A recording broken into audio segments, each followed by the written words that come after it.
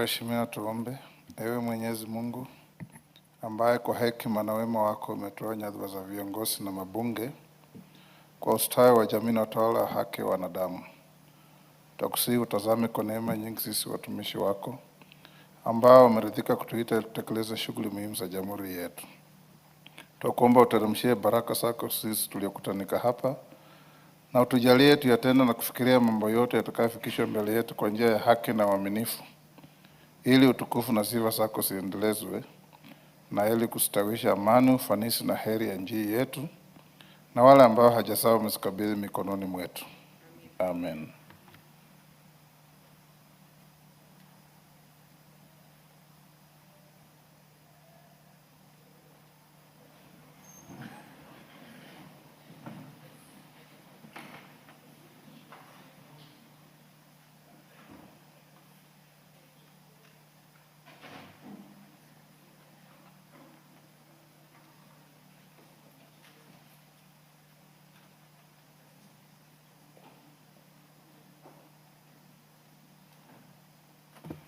Sergeant, ring the quorum bell.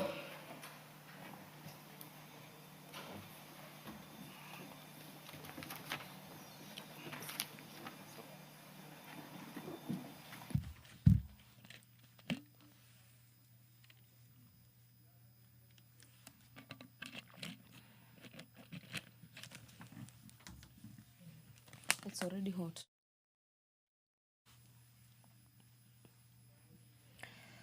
Well, the business of the National Assembly has commenced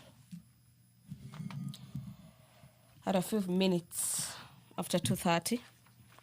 The House business is currently being presided upon by the Speaker of the National Assembly, Honorable Dr. Moses Wetangula. But upon the commencement, the quorum bell is on as per the directives of the Speaker, guided by the House Standing Orders number 34 on matters quorum. We await for a signal from the Sergeant at Arms right at the entrance of the chamber, who are keeping tabs with the numbers of members in the chamber as well as those streaming into the House. And immediately that quorum has been attained, we'll be handing you over back so we can follow on the proceedings coming from the National Assembly this afternoon. But that notwithstanding, on Standing Orders number 44, subsection 2C, a number of members of Parliament are set to request for statements this afternoon. Honorable Jane Jerry, Member of Parliament for Kirinyaga County, will be seeking for a statement on repatriation of 3 Kenyans from the Kingdom of Thailand. And that statement, when the alleged pollution and environmental degradation by 2 companies in Rabai constituency. That's a request for statement on issues of pollution will be addressed by the Committee on Environment, Forestry and Mine, requesting for answers on the alleged illegal voter transfer between counties. The Committee on Justice and Legal Affairs will be handling concerns that will be raised courtesy of that statement by Honorable makwiny on the alleged illegal voter transfer between counties. And finally, Honorable Member for Westlands, Honorable Timothy Wanyonyi, will be closing that particular segment with a statement on exclusion of persons with disability in the Pamoja African Cup of Nations of the year 2027 by the local organizing committee. The National Assembly Committee on Matters Sports and Culture will be handling those concerns of persons with disability and the alleged exclusion from the Africa Cup of Nations of the year 2027. Similarly, on the same standing orders, a number of statements that were sought before will be responded to. The quorum has been attained. Allow me to hand over back in.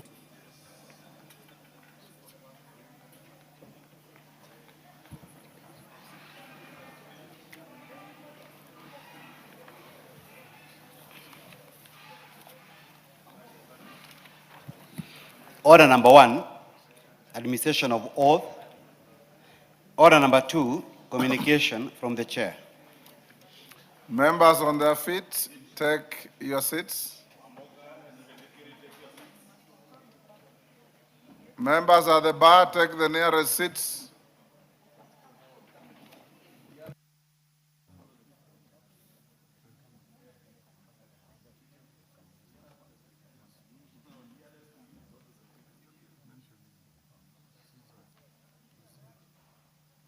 McLeod, take the nearest seat. Kainan, take the nearest seat. And who is the member on her feet next to Didmas? You obviously have covered your ears, you are not hearing.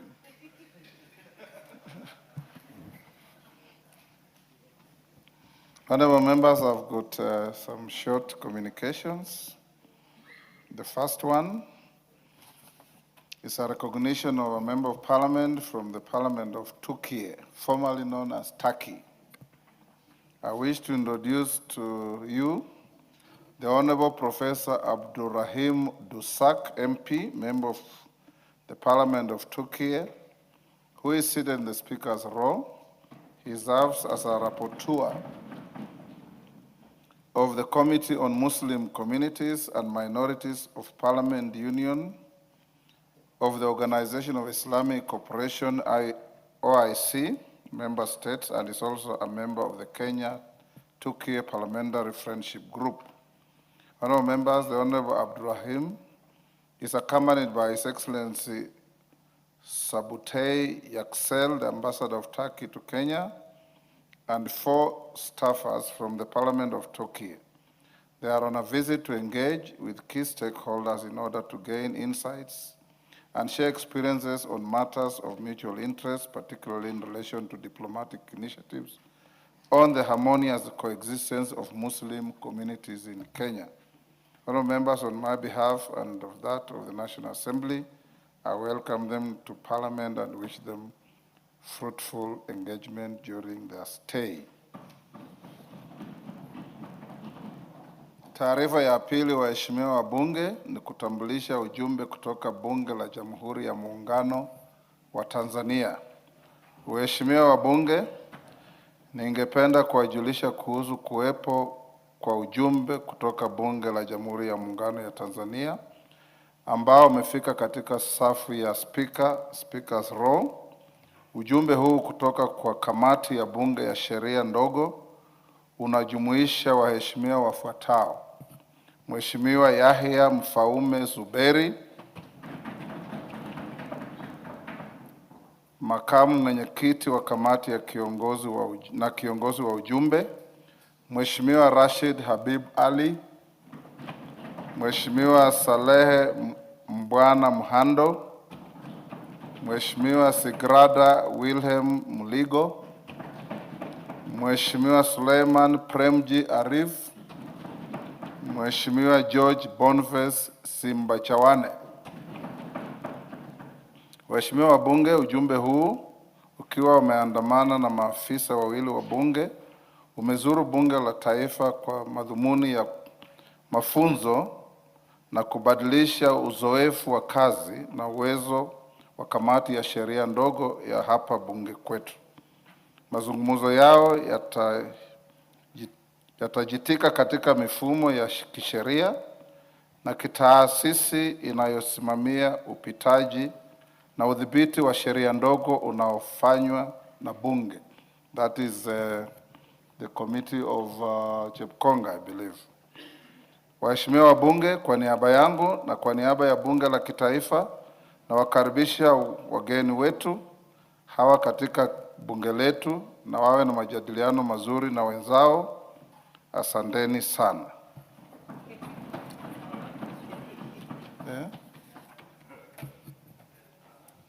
The next is a short communication on the handling of East African community proposals. Honorable members, it has come to my attention that following a recent court decision, the National Treasury has complied with the judgment regarding the manner of handling the East African community customs proposals.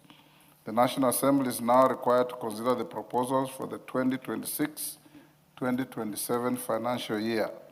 Honourable members, I'm aware that these instruments have since been submitted by the National Treasury.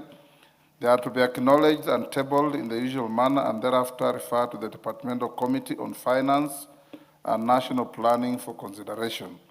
The committee should proceed in line with the respective statutory provisions and report back to the House before we proceed for the long recess on 1st May 2026.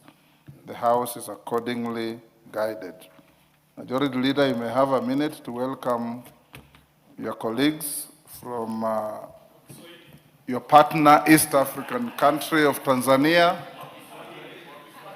And I would advise that you don't, because you'll also welcome the delegation from Turkey who don't understand Kiswahili. And once you start in Kiswahili, you don't change the language. So choose which one you want. Thank you, Honorable Speaker. Honorable Speaker, you know my colleagues are teasing you.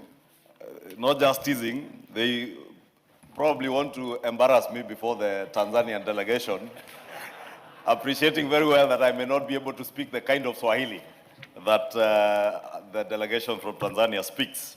But allow me to take this opportunity to welcome the delegation from the Republic of Turkey and our brothers and neighbors from the Republic of Tanzania. Welcome to the National Assembly of Kenya, and on behalf of all these members of the National Assembly of Kenya and the Parliament of Kenya, we welcome you to this country, to our Parliament, and we do hope that in your engagements with us and with the rest of the country, you will be able to learn and take something back home in Tanzania and also in Turkey. These are two countries which we enjoy very good relations with. The Republic of Turkey, very many Kenyan business people visit Turkey almost on a daily basis.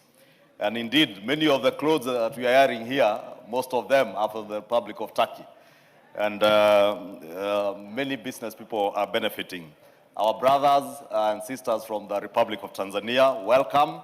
We are indeed very good neighbors. We enjoy very cordial relations and support each other, and even at times compete. I know in this year's Yala Games, we are certain. Last year they were not very active because they had elections, but this year we promise to show you dust on the pitch and on the field for athletics. But welcome to our country, to Parliament. Enjoy Kenya. Don't just visit Nairobi, visit the countryside, visit our constituencies, and visit the iconic Masai Mara. I know you have Serengeti in our neighboring state. Visit the other national parks, Meru National Park, and other national parks in our country. With that, I welcome you. Thank you. Yes, Wangari. Go ahead in Kiswahili. Asante sana. Asante sana Bwana Spika kwa kunipa nafasi hii. Pia niweze kuwakaribisha wenzetu, hasa wale ambao wametoka nchi jirani, nchi ya Tanzania.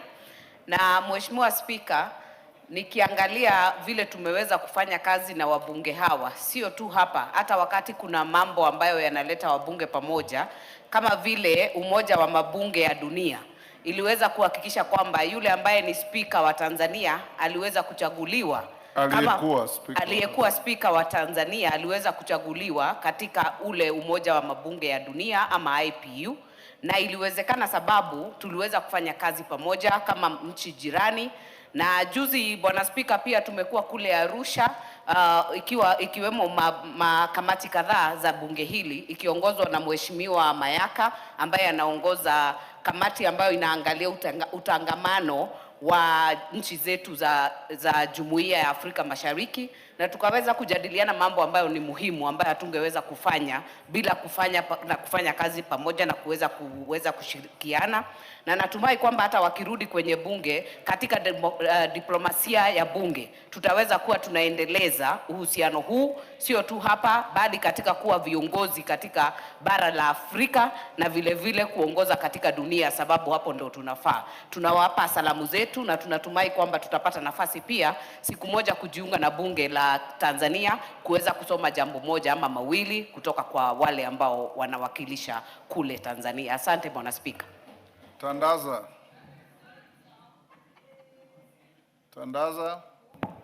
Asante Mheshimiwa Spika, imebidi nisimame kwa sababu Mheshimiwa Martha kile Kiswahili ambacho amekizungumza na imani ndugu zetu kutoka kule Tanzania hawakukielewa vizuri kwa sababu alikuwa anazungumza Kiswahili cha bara. Mimi ni jirani, natoka Mombasa, natoka Kwale. Tuna mpaka wetu pale Lungalunga na Horohoro. Mara nyingi nikiwa nyumbani huwa ninavuka mpaka kwa kula chakula cha mchana upande ule wa Horohoro. Kuna chakula inaitwa uono, najua hamjui uono nini, pengine itabidi muwaone baadaye waweze kuelezea uono nini kwa sababu hapa Kenya hakuna. Kuna matobosha, na kwa mara ya kwanza Mheshimiwa Spika, Tanzania wanatengeneza chai ya nazi ambayo huwa naipata tu wakati nimefika Tanga. Mpeleke salamu zetu kwamba Kenya hatujafikia kiwango cha kutengeneza chai ya nazi. Kwa hivyo sisi mchuzi wa pweza Kenya huko, Tanzania pia huko, hiyo tunajua, ni chai ya nazi ndio ambao kidogo hatujafikia kiwango hicho. Kwa hivyo Mheshimiwa Spika, kwa hii fursa nisisitize kwamba sisi ni ndugu, tunajua katika mipaka yetu tunatangamana, tunashirikiana. Mimi jamii yangu wako Tanzania, wako Kenya, na naimani sehemu ya magharibi na kwingineko hali ni hiyo hiyo. Kwa hivyo wajisikie wako nyumbani, na ikiwa watahitaji mchuzi wa pweza jioni pia uweze kuwapatia anwani yangu jioni, tushirikiane. Asante sana Mheshimiwa Speaker. Honorable members, allow me also to acknowledge a delegation of 5 officers from the Department of Research Services of the Parliament of Uganda, who are seated in the Speaker's gallery. The delegation is on a benchmarking visit to learn best practices in execution of their mandate from their counterparts, the Directorate of Parliamentary Research Services. On my behalf and on behalf of the House, I welcome them to the Parliament of Kenya. Also in the public gallery, I welcome PCEA Gateway Church School from Roysambu, Nairobi. On my behalf and on behalf of the House, I also welcome the students, their teachers, and those accompanying them to the House of Parliament. Next order.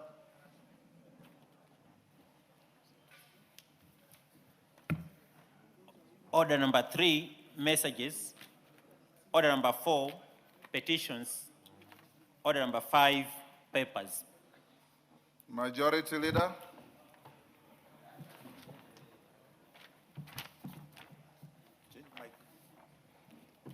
Thank you very much, Honorable Speaker. Honorable Speaker, I beg to lay the following papers on the table of the House today, Tuesday, 21st April 2026. The legal notice number 66 of 2026 relating to the National Government Coordination or Administrative Units, Regulations 2026, from the Ministry of Interior and National Administration, Intergovernmental Partnership Agreement between national government through the Ministry of Education and the County Governments of Nyandarua, Annual Report of the Teacher Service Commission for the financial year 2024-2025, Annual Report of the Office of the Director of Public Prosecutions for the financial year 2024-2025, the East African Community Customs Proposal for the financial year 2026-2027 from the National Treasury, and the reports of the Auditor General and financial statements of the National Government Constituencies Development Fund and GCDF for the year ended 30th June 2025, and the certificates therein in respect of the following constituencies: 1, Ainabkoi, Homa Bay Town, Kangema, Kilifi South, Kuresoi South, Kuria East, Kuria West, Loima, Mogotio, Mvita, Ndaragwa, Rangwe, Suna East, Tinderet, Turkana Central, and Voi. I beg to lay, Honorable Speaker. Thank you. Leader of Delegation to IPU, Jen Jerry. Honorable Speaker, I beg to lay the following paper on the table of the House today, Thursday, 16th April 2026. The report of the Kenya delegation to the 9th Interparliamentary Union IPU Global Conference of Young Parliamentarians held in Hanoi, Vietnam from 15th to 17th September 2023. Thank you, Honorable Speaker. Chairperson, 11th World Scout Parliamentary Union General Assembly, Wilberforce Oundo. Honorable Speaker, I beg to lay the following paper on the table of the House today, Tuesday, 21st April 2026. Report of the 11th World Scout Parliamentary Union, WSPU, General Assembly held in Nairobi, Kenya from 6th to 13th November 2025. Thank you, Honorable Speaker. Next order. Order number 6, notices of motion. Order number 7, questions and statements. Member for Isiolo County, Mumina Bonaya.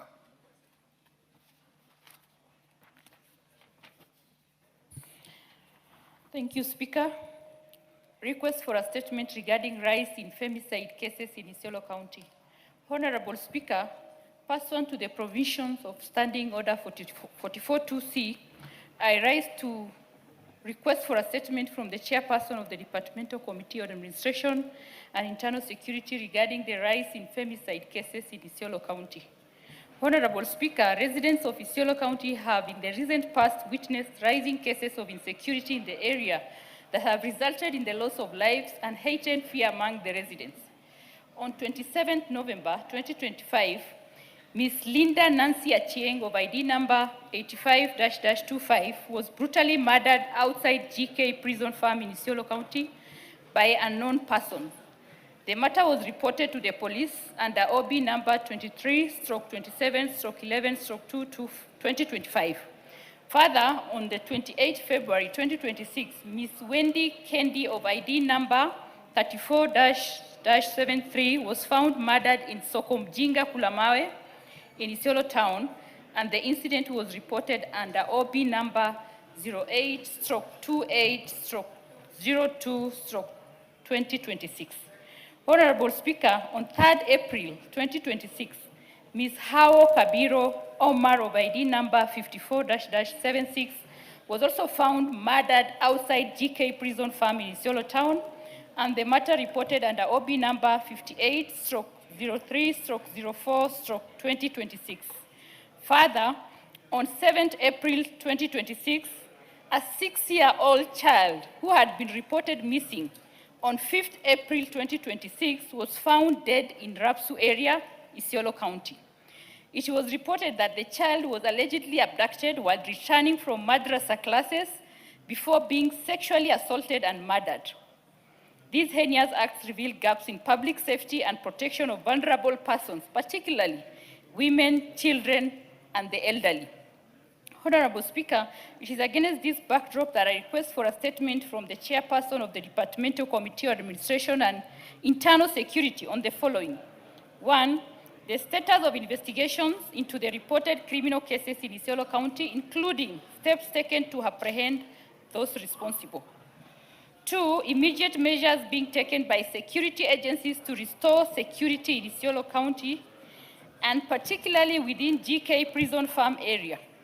And lastly, the long-term measures being put in place, including community-based interventions to address violence against vulnerable persons and improve safety in Isiolo County. I thank you, Honorable Speaker. Yes, Raso, that is your committee. When can you bring a response? Thank you, Speaker. I will respond in 2 weeks. 2 weeks? Okay. Yes, Mr. Speaker. Okay. 2 weeks, we will be on recess, shall we not? Are you able to do it on Thursday next week? Mr. Speaker, the number of statements that is about 2 weeks. Before the committee, I think as soon as we come back from the recess. Okay. George Murugara, member for Tharaka. Might you be having a charger?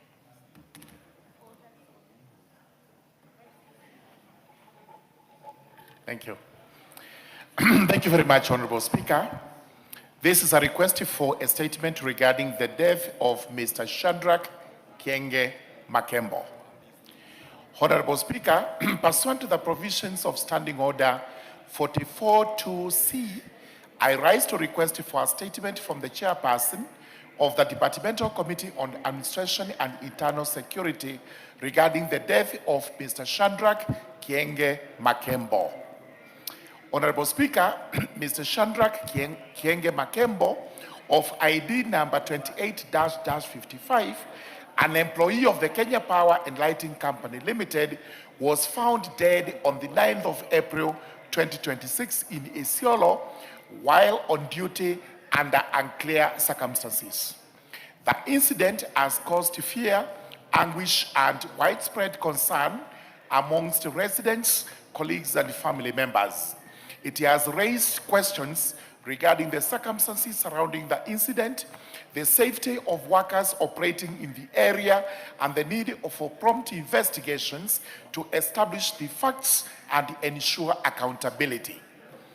Honorable Speaker, it is against this background that I request for a statement from the chairperson of the Departmental Committee on Administration and Internal Security on the following.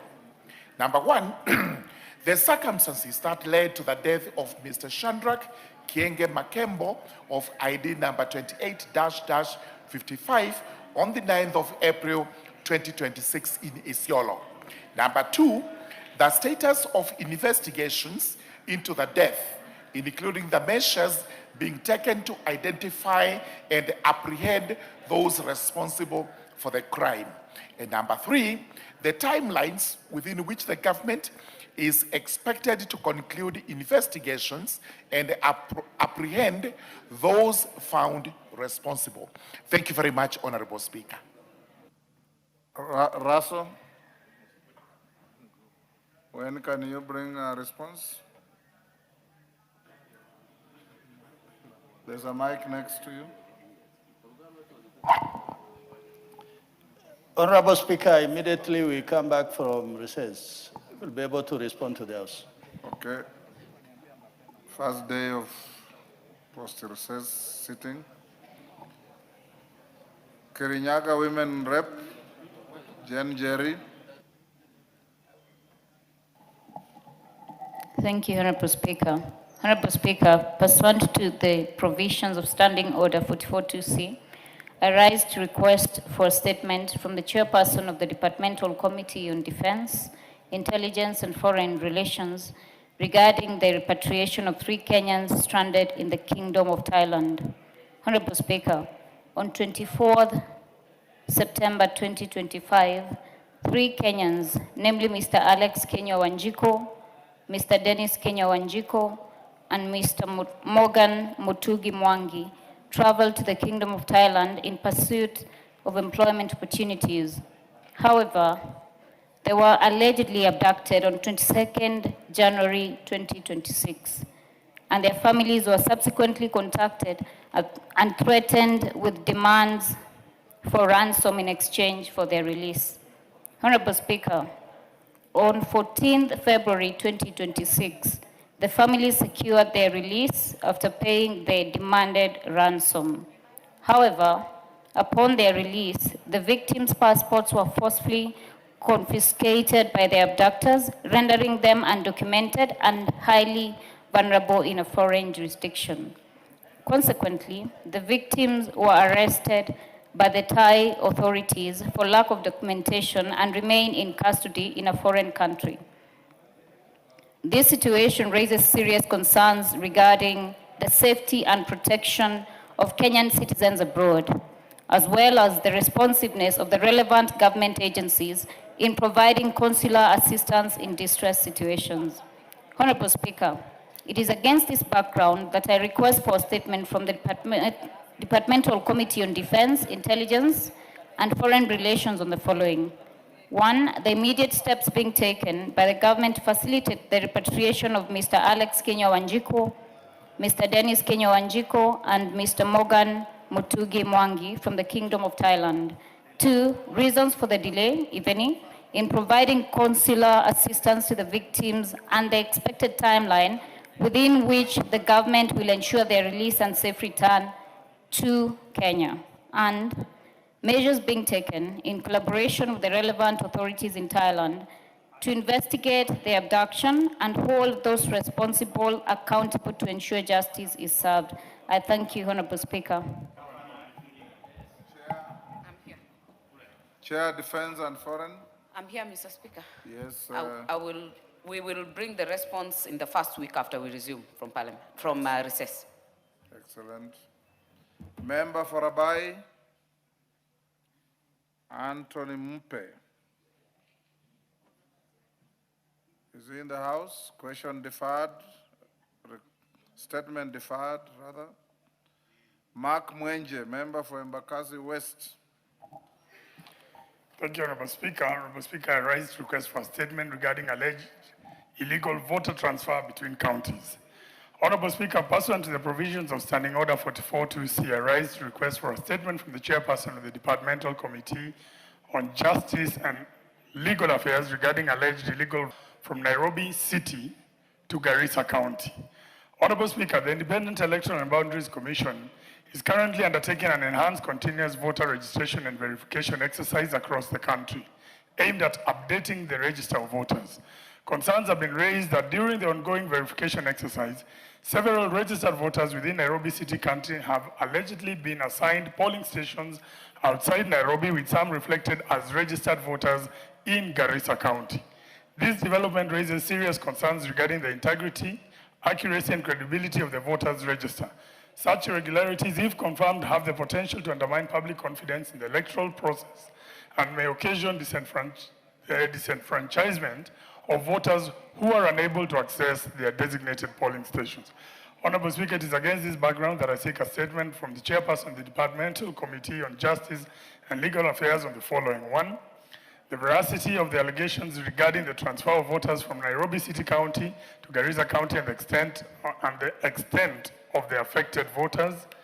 2, the measures being taken by the government to verify and rectify any anomalies in the voter register. 3, the safeguards in place to prevent irregular transfer of voters across counties and polling stations. And finally, 4, the timelines within which any anomaly is expected to be resolved to restore public confidence in electoral processes. Thank you, Honorable Speaker. Thank you. Chair Jailak. I thought I saw Murugara here. Any member of Jailak? Yes, DK. When can you bring a response? Thank you, Honorable Speaker.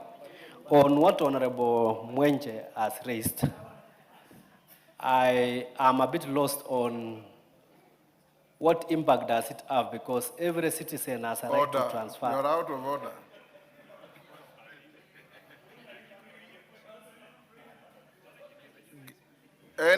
Any citizen can register to vote anywhere. What Mwenje is asking is illegal transfer, not legal transfer. So you don't have to interrogate that. When do you bring a response?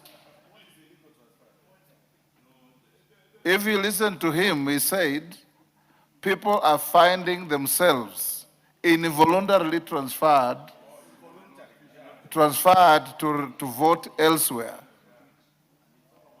Isn't that what Mwenje you said? Yes. If anybody is involuntarily transferred, DK, that's an illegality. If anybody wants to transfer from Embakasi to Soi, that is the legitimate right. When can you bring a response if you are a member of that committee? Are you?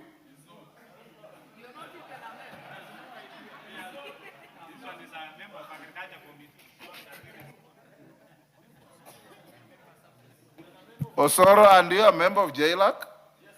Yes, that statement is directed at JLAC. That is, Honorable Speaker, I wanted to seek clarity, and the fact that now I've heard clearly, we will be retreating with the JLAC committee, and I think I'll raise the issue with the chairman, and so expect a response in the first week, within the first week of our resumption, upon resumption from recess.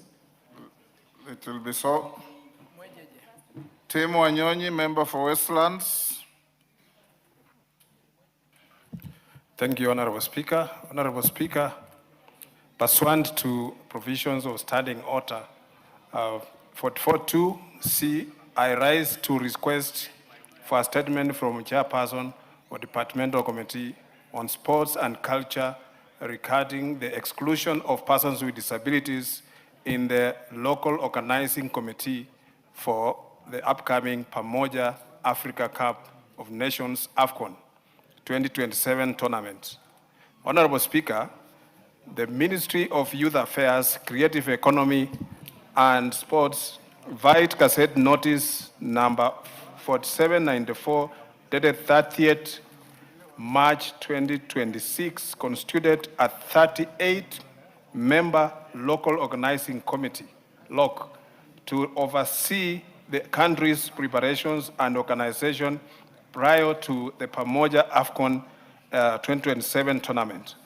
While we commend the government for steps taken towards preparing the historic continental event, it is noted with great concern that none of the appointed members of the LOC is a person with disability. This omission constitutes a clear case of exclusion and undermines the constitutional and legal commitments to equality, inclusion, and non-discrimination. Honorable Speaker, Article 27 of the Constitution guarantees equality before the law and expressly prohibits discrimination on any grounds, including disability. Further, Article 54(2) obligates the state to ensure that at least 5% of members of public in elective and appointive bodies, the persons with disabilities and are persons with disabilities. The absence of representation of persons with disabilities in the AFCON 2027 LOC not only violates the Constitution provisions, but also risks overlooking critical considerations in planning and execution of the tournament. These include accessibility of stadiums, training facilities, and public infrastructure, inclusive fun experiences and ticketing systems, as well as compliance with international best practices on disability inclusion in major sporting activities. Honorable Speaker, it is against this background that I request for a statement from the Chairperson of the Departmental Committee on Sports and Culture on the following. The steps taken by the Ministry of Youth Affairs, Creative Economy and Sports to review and reconstitute the LOC to ensure inclusion of persons with disabilities, including representatives from KEDIBA, the Kenya National Paralympic Committee, disability-related sporting federations, and experts in accessibility and inclusive design. And secondly, the timelines for the reconstitution of the LOC to accord with the Articles 27 and 54(2) of the Constitution. I thank you, Honorable Speaker. Chair, Sports and Culture, Dan Wanyama, when can you bring a response? Thank you, Honorable Speaker. I'll bring the response immediately when we resume after recess. Thank you. Responses to requests, Administration and Internal Security. Tongo, are you ready to respond to Beatrice Kemei's statement? And where is Beatrice Kemei? I thought I saw her here. Honorable Speaker, this morning we were with the Minister. Yes. And most Did of you prosecute this? Yes, among many others. Almost 14 statements were responded to by the Minister, including this. And both the Minister and the DCI addressed this matter. And on this case, there are people already before court. So it is, yes, Kangoko Bowen.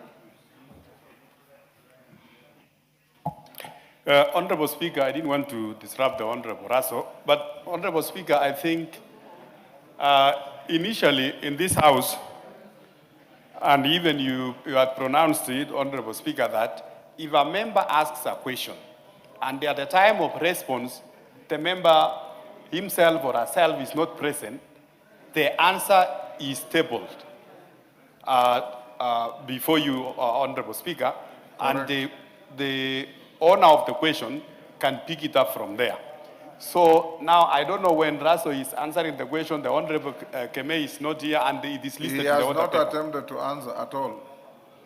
All you need to do, Raso, is in addition to what you prosecuted with the minister, you can table the response that you have.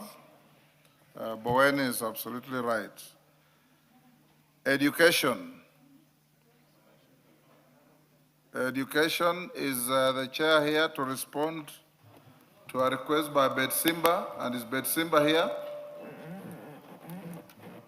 Ivo Bara? Chair, the ministry has asked for more Which time. chair? The ministry has asked for more time. Which chair are you addressing? Pardon? Which chair are you addressing? Sorry, Mr. Speaker. Yes. Sorry, Mr. Speaker. The ministry is not ready and they've asked for more time. So we will respond first week after recess. Thank you. Is Betsimba here? No. You can't bring a response next week? It has been pending. We also need to reduce the backlog. Can you try and bring a response next week? We will try, but they asked for more time. Yeah. Thank you. And Ivo Bara, the Minister for Education, is here tomorrow. Why don't you ask him if he has this response? I can list it as one of the issues for him to address, because there are only 2 issues he'll be coming for. Yes, I will. Communicate with his office. I will, right away. In good time, and tell him he'll be expected to respond to this. Thank you, I will. Thank you, Mheshimiwa. Yes, Tongoyo. Thank you, Honorable Speaker. Just as a follow-up to what my vice had informed the House, that true to what we did promise the House, we had the minister today plus the security team appearing before the committee in County Hall. And he did respond to a number of about 16 statements, including the one for Kemei. And I will be asking that, because I've just called the secretariat, they were processing through the table office, if we can able to have them selected for tomorrow to be tabled on the floor, the all 15. You'll table them tomorrow? Yes. Yes. Okay. In particular response, attention to Kemei's request. Yes. Both the Speaker and I believe the House would be keen to know how 33 bodies found themselves in one mass grave in Kericho. Okay. So you can table all the statements tomorrow. Yes. But give the House some highlight. Okay. On the 33 bodies in a mass grave in Kericho. Well guided, Speaker. Thank you. So in the afternoon. Yes. Okay. Thank you. Chair, Housing, Urban Planning and Public Works, Rindikiri, are you ready to respond to Honorable Wanami Wamboka's request? Yes, Mr. Speaker. Go ahead. Mr. Speaker, I want to take this opportunity to respond to the questions asked by Honorable Wamboka on the collapsing of buildings in the country and specifically Nairobi. Mr. Speaker, I have received a very bulky report from the ministry, the State Department of Public Works, which I believe have been tabled in the clerk's office, and which Honorable Wamboka is in receipt. Mr. Speaker, we are dealing with the issue of collapsing buildings, which statistically has become a concern in this country. And I want to thank Wamboka for asking this question. Mr. Speaker, if you allow me, I will not be able to go through the 48 pages of the response, but we have prepared a summary Even if you of the same. tried, I'll not allow you. 48 pages. Mr. Speaker, the first question state the circumstances that have contributed to the increasing incidences of building collapses in the country, including the law of regulatory and oversight bodies in approving and monitoring in respect of which collapse construction works. Mr. Speaker, building collapses, especially high-rise structures, are mostly attributable to several causes, and I want to really, Mr. Speaker, to summarize them. One is non-compliance to building standards and regulations. Mr. Speaker, the standards of buildings in this country are embodied in the Constitution of Kenya, Article 43(1)(b) of the Constitution, that guarantees the right of every person to access a comfortable quality building to live in. Mr. Speaker, the problem that we are having is that unscrupulous developers float the existing zoning regulations. And I think this is very important because with the 2024 building code, it brings forth the regulations for each area because each area has some differences in terms of materials and that are applied. So unscrupulous developers float the existing zoning regulations. For instance, the increase on number of floors that eventually result in heavier load to the substructure. Mr. Speaker, some of the buildings you are approved one-story building, but some unscrupulous developers end up by building 3 or 4 buildings on top. The other cause is gaps in the construction approval process. Mr. Speaker, there is a process that is embedded in the regulation that is very clear from the National Environmental Authority and the National Construction Authority. Mr. Speaker, you find these processes in many cases are floated by the developers or the contractors. For example, the approval process reveals the following gaps. Disjointed approval process between the three agencies. All these agencies, Mr. Speaker, have different approval points. So you find one has approved differently from the other one. When the contractor is now putting the building in place, he doesn't know exactly which one to follow. Then there is, of course, the poor workmanship, Mr. Speaker. The workmanship, the ability of a contractor to follow proper standards to deliver safe and quality building, such as installing product and material correctly. Mr. Speaker, this is happening in many of the construction sites. The other one is use of substandard materials, Mr. Speaker. Mr. Speaker, most of the building materials are not subjected to testing. Many contractors, including some of us here, including myself, I'm guilty of that, because we don't take like for residential buildings, for testing materials.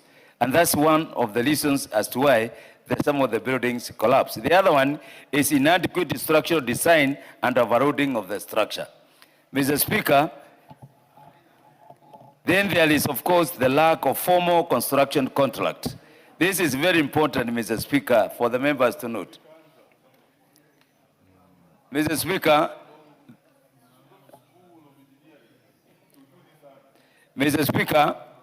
I will not deal with the teacher. I will not deal with the teacher of history. Mr. Speaker, there is, of course, the lack of construction contracts. The other factor is the professional integrity. Mr. Speaker, what I'm building on is the reasons that have led to collapsing of buildings, which have been noted. This is not academic subject. They are the reasons that have been found because NCA and the other bodies which have been which are taxed with these responsibilities have come up with. Mr. Speaker, there is the old buildings that collapsed as a result of lack of maintenance. Mr. Speaker, from that perspective, if you look at that report, you will find about 100 buildings have collapsed between 1996 and the year 2006. And that is quite a large number. Mr. Speaker, Mr. Wamboka sought to know the current building approval processes, inspection and enforcement mechanisms, and the level of compliance with the national construction standards across the country. Mr. Speaker, the current building approval process is as follows. Stage 1, architectural plan approval. Stage 2, structural plan submission and approval. Stage 3, national environment management license. Stage 4, project registration by National Construction Authority. And stage 5, project construction on site. Stage 6, inspection of regulatory compliance. Stage 7, obtaining occupation certificate. Mr. Speaker, then we have the quality activities and inspection. NCA, this is the work of NCA. So if you follow all these processes, you will know exactly where the flotation is and where we are having the problems. Mr. Speaker, there is the National Building Construction Building Code 2024. Then there is the compliance of the National Building Code 24, and then enforcement of the National Building Code 2024. Mr. Speaker, Mr. Wamboka wanted to know the accountability measures in place, including investigations, prosecutions of culpable persons, and proposed mechanism for compensation and support to the victims and affected families. I think this is a very sensitive matter, Mr. Speaker, and I would like us to note that there are so many cases of collapsed buildings that are extensively investigated by the Directorate of Criminal Investigation, DCI, from a criminal angle, since there are some of them where there is a criminality aspect is involved. Mr. Speaker, the other matters that are within the public prosecution department. And Mr. Speaker, once this process is done right from the inspection, then the matter is referred for prosecution. Mr. Speaker, there are inquiries conducted by the Board of National Construction Authority. And Mr. Speaker, that is in accordance section 22 of the Act. The board is mandated to undertake inquiries into the conduct of contractors for the purpose of investigating alleged unprofessional conduct and determining whether such conduct contravenes the Act of Law. So, Mr. Speaker, those are the questions that in summary, because as I said, this is a bulk report of 48. I hope the questions have been summarized. I know Mr. Wamboka will not have gone through all of them in depth, but I think we have attempted to answer his questions, and we are here to make sure, because he has addressed a very important question, and I want to thank him, because this is a national concern. It's a national concern. It needs to be given the weight it deserves. As I said, Mr. Speaker, if you look at the report, you are going to find historically we have 100 high-level buildings which have collapsed, and they are all cutting across the country. They are all across the country. There's no specific area that we can pinpoint, but there are specific areas, particularly Nairobi and Kiambu, which are coming very prominent in terms of the building collapsing.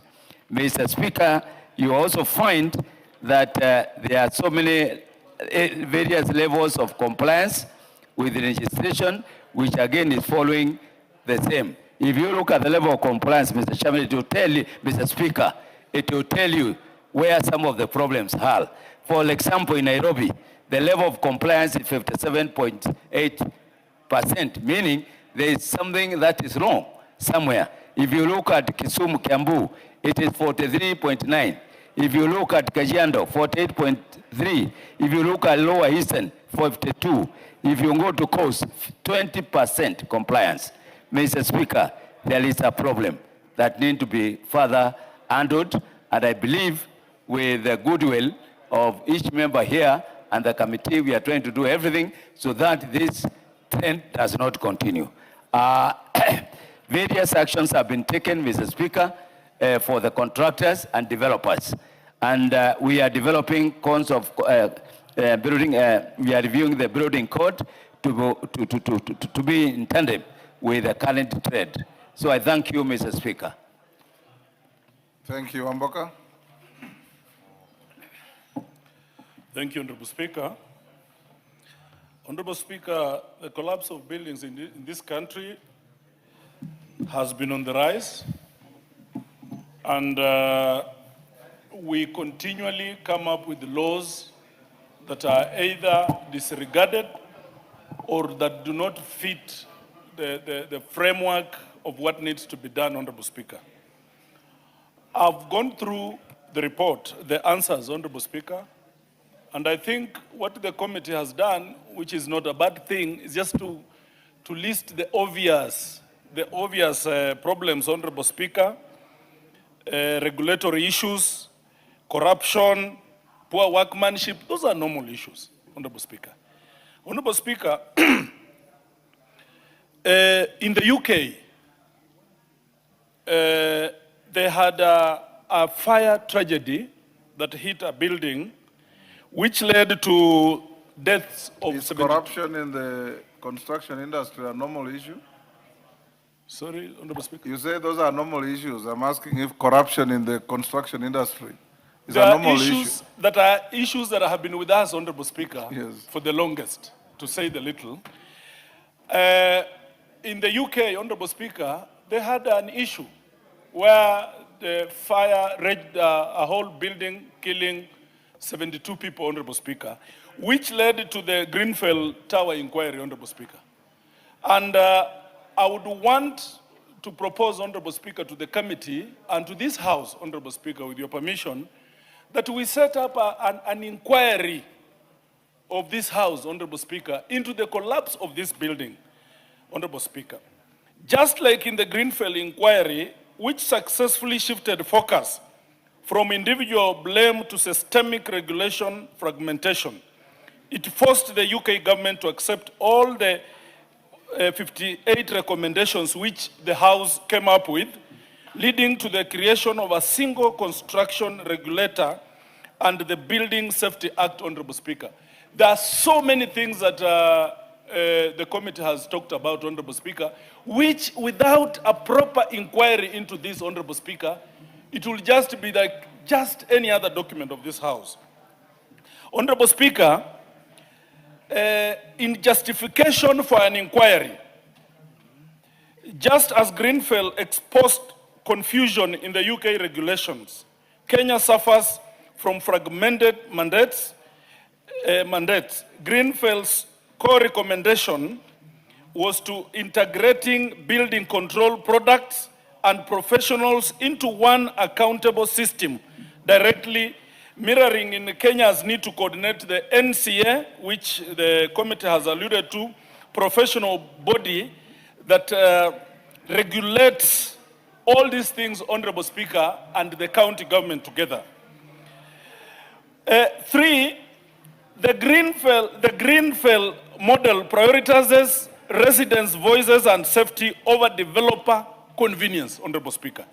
As it is in this country now, developers do not really do not care about the common mwananchi, Honorable Speaker. And I mean, it's a sharp contrast from UK and us here, where 64% of residents feel laws that we have today, and I'm sure the committee will agree with me, they favor the developers and not the common mwananchi, Honorable Speaker. I plead that this House finds it necessary that we go the inquiry way, Honorable Speaker, and where the inquiry will not just seek clarification from the statement. That's what I'm doing, Honorable. I'm building background. You are making a speech. I'm building background, Honorable Speaker. Yes. That the Honorable Committee, Honorable Speaker, should find a way to stop all these things, to put up an inquiry, which will have a broader mandate, a broader time frame to really interrogate these issues, Honorable Speaker, and come up with standardize all laws and come up with a better way forward, Honorable Speaker. Thank you. Rendekere, hold there. Mwenje has wants to joyride on that. Thank you, Honorable Speaker. Honorable Speaker, just to add, Honorable Speaker, we had a house that collapsed recently in South Sea, and I was actually there with the CS. When we follow what happened there, Honorable Speaker, you find the engineers, the county officials were compromised. The building was stopped by NCA, but somebody went and gave a further approval and allowed construction to go on. Honorable Speaker, it would be prudent if the committee can push NCA to suspend even some of these engineers. If Rindikiri's response came here and he was telling us that we have 10 engineers who the Engineers Board of Kenya has suspended, that there are some officials who get licenses from NCA who work at the County of Nairobi have been suspended. Now that would show there's some action that is being taken. But so far, Honorable Speaker, his report just gelled over. We didn't see any action. What is this action that you've taken that will scare somebody from compromising on building codes next time to make sure that no other building ever collapses in this country? Thank you, Honorable Speaker. Yes, Janet. Mr. Speaker, I agree with what Honorable Mwenje is saying. But Mr. Speaker, in this construction industry, it is very easy to blame engineers, architects, quantity surveyors. Mr. Speaker, one of the serious problems this country is facing is the standards of the materials that we are using for construction nowadays. Mr. Speaker, it's true that the economy has grown. There are many companies that now that produce materials for construction. But Mr. Speaker, if the standard, the standards are not adhered to, if the Kenya Bureau of Standards does not take their responsibility very serious by making sure that the quality of the steel, the quality of the cement that we use in the construction industry, Mr. Speaker, is confirmed to be the true standards that is required, buildings will continue collapsing.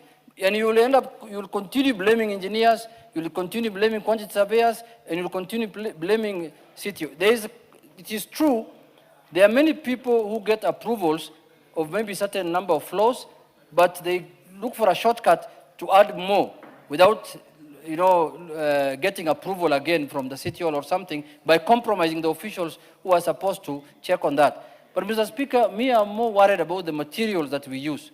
If that matter also, if the issue can be expanded to the quality of the materials that is used, then we will get an answer to this problem. I want to thank you, Mr. Speaker, and I want to thank the two members of parliament. But I said, I have a report here of 48 pages. And one of the contents is the actions that have been taken. I will, if you allow me, Mr. Speaker, I'll give a copy to Mr. Mwenje, because one of the annexes. Honorable Ndikiri, as the chair, and you heard what Wamboka was asking. Yes, Mr. Speaker. Buildings have been collapsing, killing people. You remember there was one school that collapsed on Gong Road? Yeah. And investigations showed that the contractor had used barbed wire in place of steel in constructing a story building. It collapsed and killed, was it 29 children or thereabout? And many others.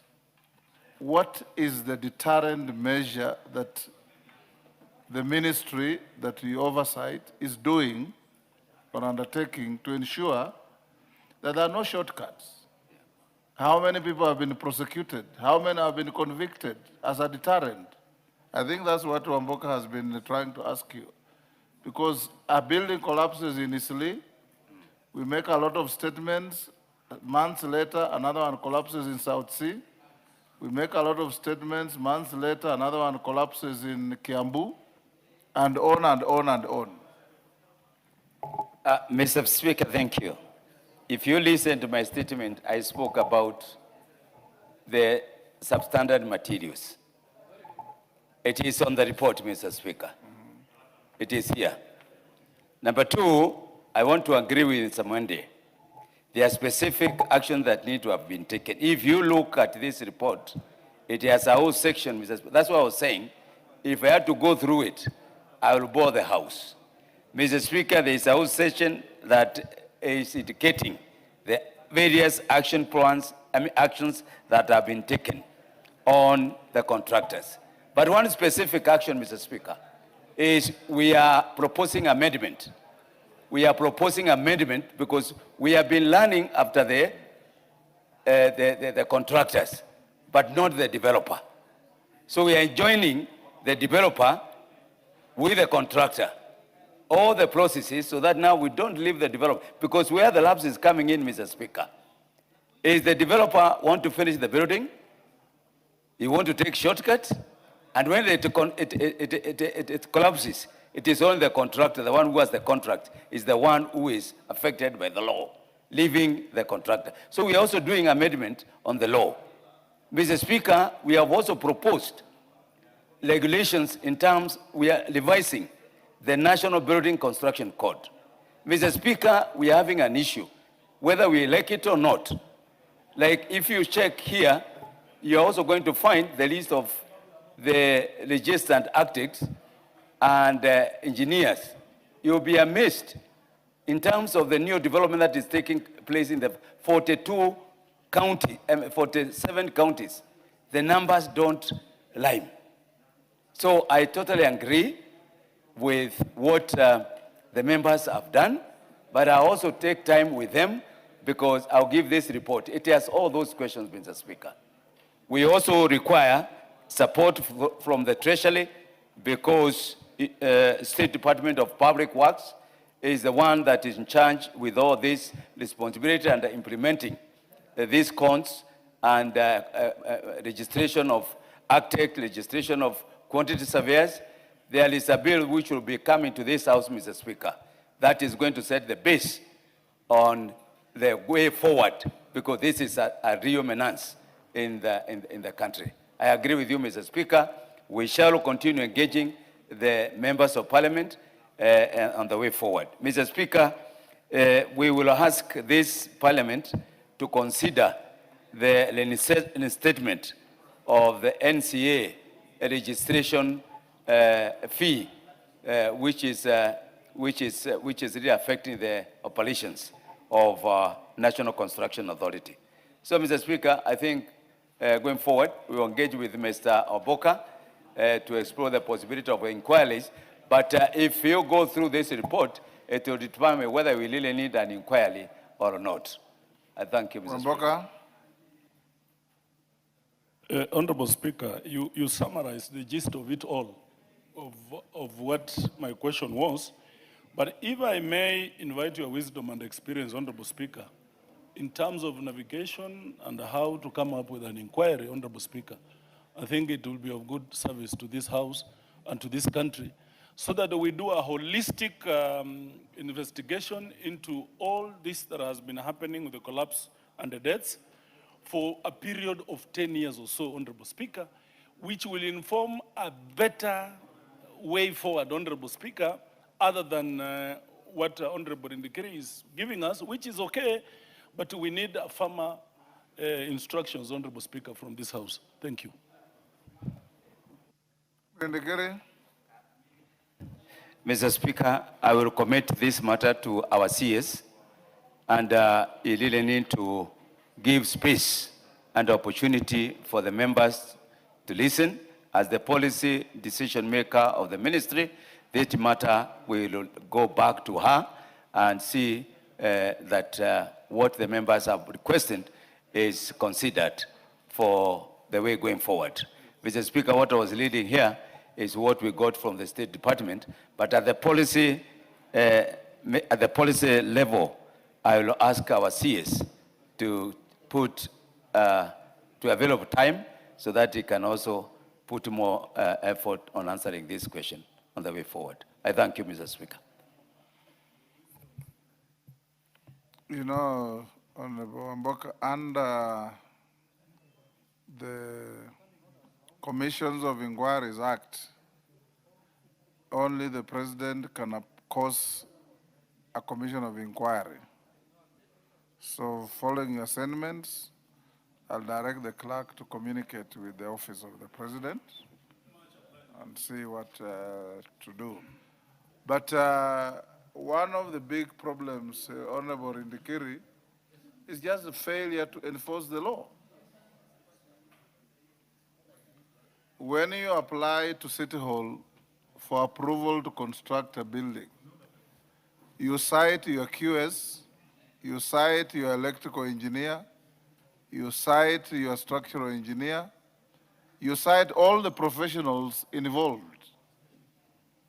When the buildings collapse, Honorable Indikiri, how many of those professional advisors to the project have ever been prosecuted? Mr. Speaker, as I said, When a contractor unlawfully embarks on developing a 12-story building to a 17-story building, where is the structural engineer? Where is the architect? Where is the materials engineer? Where is the QS? And how many have you prosecuted for sleeping on the job?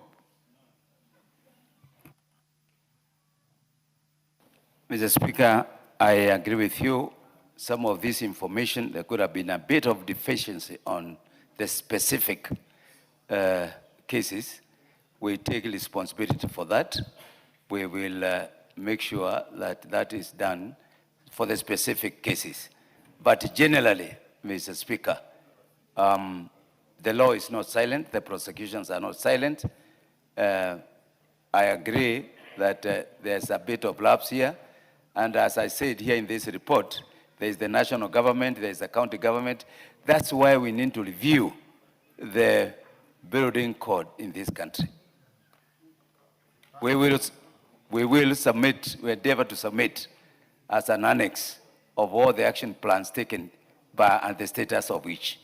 I'll give you 2 months to bring back a comprehensive. I'll give you 2 months. Most obliged, to bring Mr. a Speaker. comprehensive direction on what you want to do. Yeah. If you drive around Nairobi on a quiet day and you go to some places, particularly in Eastlands, where Mwenje represents, you see some buildings that are literally on your marks, ready to take off.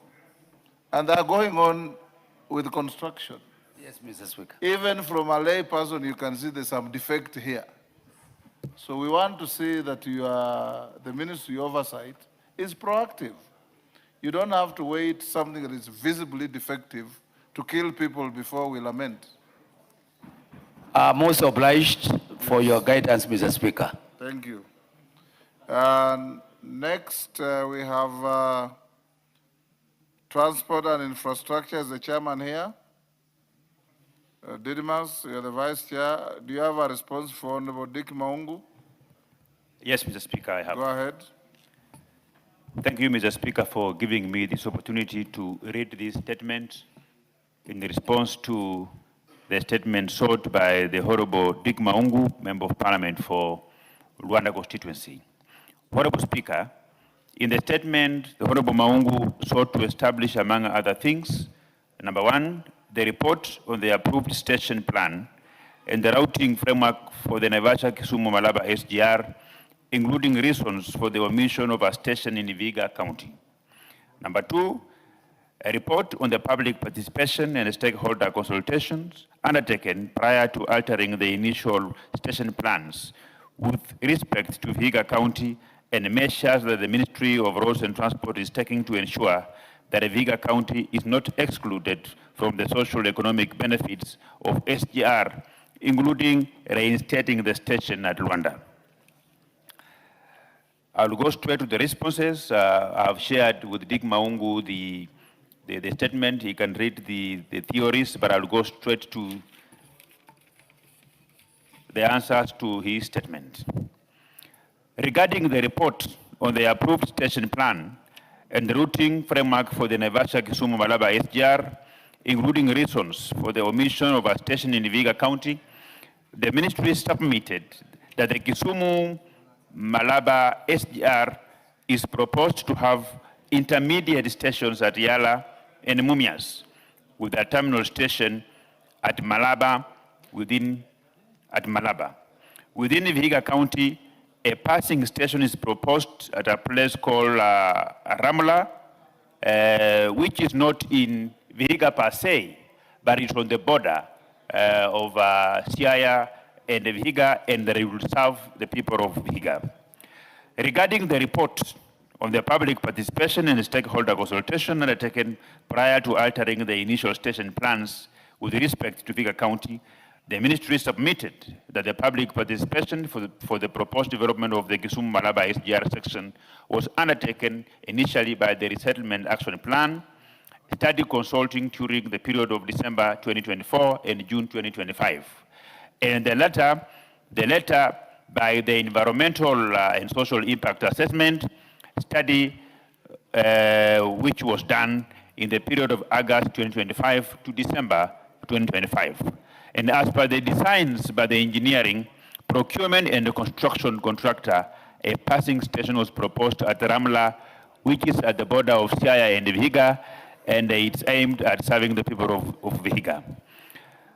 Regarding the measures that the Ministry of Roads and Transport is taking to ensure that Vihiga County is not excluded from the social economic benefit of the SGR, including reinstating the station at Luanda, the ministry submitted that through the implementation of the proposed Naivasha-Kisumu-Malaba SGR, the government of Kenya, through the Ministry of Roads and Transport, is keen to ensure that social economic development is not only realized in the counties traversed by the SGR line, but that the positive effects is felt after abutting counties, within the abutting counties, other abutting counties.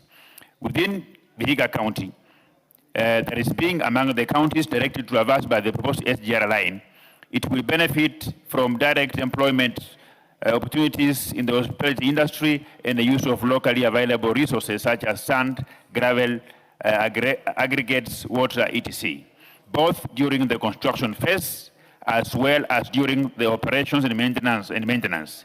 There will be improved inter-county trade through ease of movement of goods and services and persons.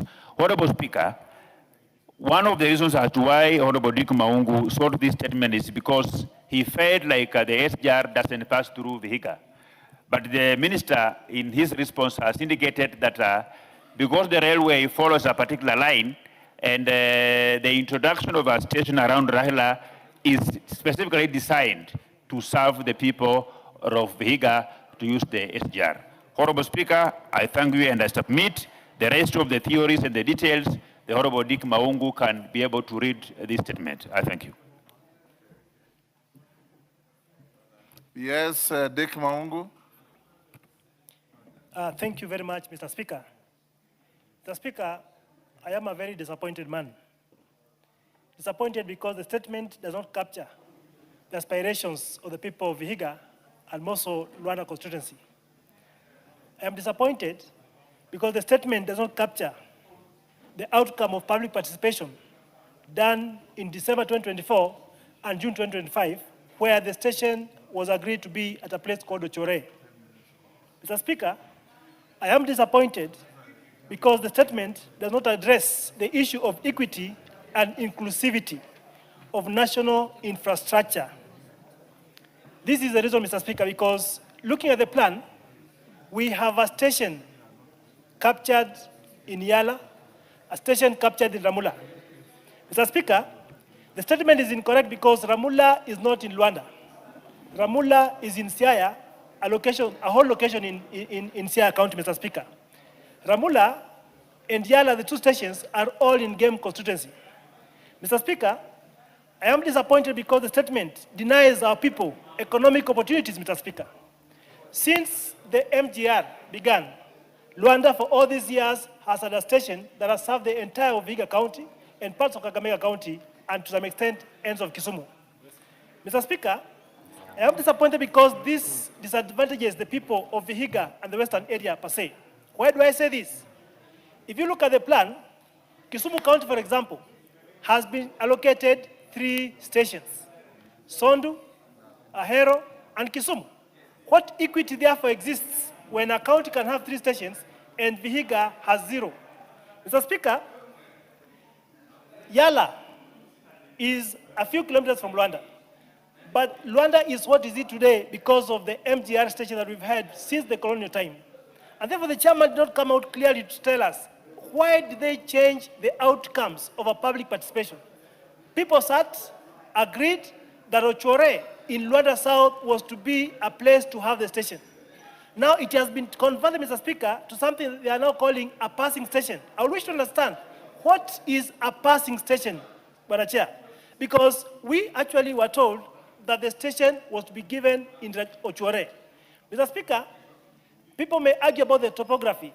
Luanda is not a very hilly place. We have flat areas, Mr. Speaker. That area is all in a place known as a Malaba location. And therefore, we wish to hear, Mr. Speaker, why is it that chairman is saying that this station has gone to Ramula at the border? Being at the border does not mean it is in Luanda. Being at the border does not mean it is in Vihiga. The people of Vihiga demand to have a share in economic infrastructure that's taking place in the country, Mr. Speaker. Mr. Speaker, why do we say so, Mr. Speaker? Maseno University, which is at the border of Luanda, of Vihiga, and Kisumu, has over 14,000 learners. All these students, long before, used to use the station that used to be there, Mr. Speaker. Denying a station in Luanda will be denying these students an opportunity to access their learning area, Mr. Speaker. Mr. Speaker, we have a county industrial aggregation park currently being constructed by the government at a cost of close to 500 million in Luanda. The reason why it was done so, Mr. Speaker, it is because the outcome, the produce, farm produce, was supposed to use the SGR to take it all the way to Uganda, take it all the way to Mombasa, Mr. Speaker. Denying Luanda an SGR, Mr. Speaker, actually makes that SGR, that aggregation park, look like a white elephant, Mr. Speaker. Mr. Speaker, Luanda is an economic hub in that area, Mr. Speaker. You cannot compare Luanda, for example, and Yala. Yala, to me, is a small town compared to Luanda. I would wish to understand why deny Luanda their station and take it to another, not that I have issue with Yala having a station, Mr. Speaker, but I want to understand what metrics, what variables were at place for us to be denied that station, Mr. Speaker. I submit. Yes, Isairo. Thank you, Honorable Speaker. Didmas note what the concerns are. Honorable Speaker, I rise to joyride on the statement sought by Honorable Dick Maungu and the response that has come. The reason I do rise at this point, Honorable Speaker, is because this statement did not only, despite it being a little bit specific to talk about Luanda and Vihiga, the statement actually sought a response from the Naivasha SGR all the way to the termination point at the border of the Kenya-Uganda border. Honorable Speaker, there are alterations that took place on the initial plan. And I did expect that once the committee brought the response here, part of the annexure should have been the map, the stations, and the smaller stations along the route. The initial ones and the amendments that have taken place and what led to those amendments.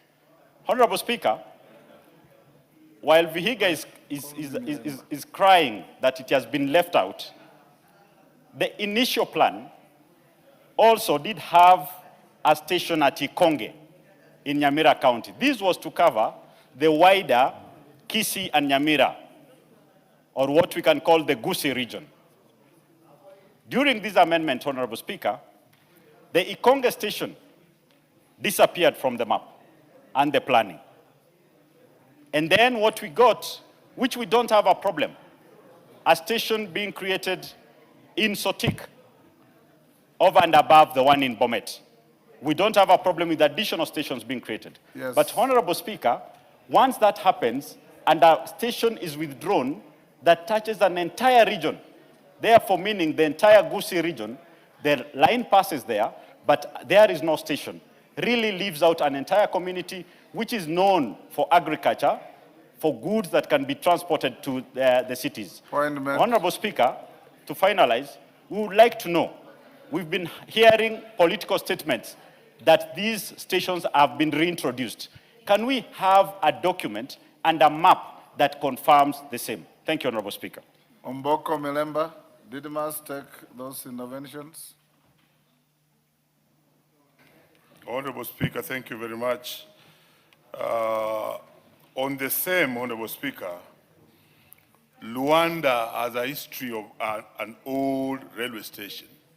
When the Kenya-Uganda Railway reached Kisumu, Port Florence in 1901, later on an extension done between 1915 all the way to Uganda, Kilembe for the mines in what was called the Western Wing, went through Luanda. So Luanda has been having a station, and the public participation brought the same station to be in Luanda.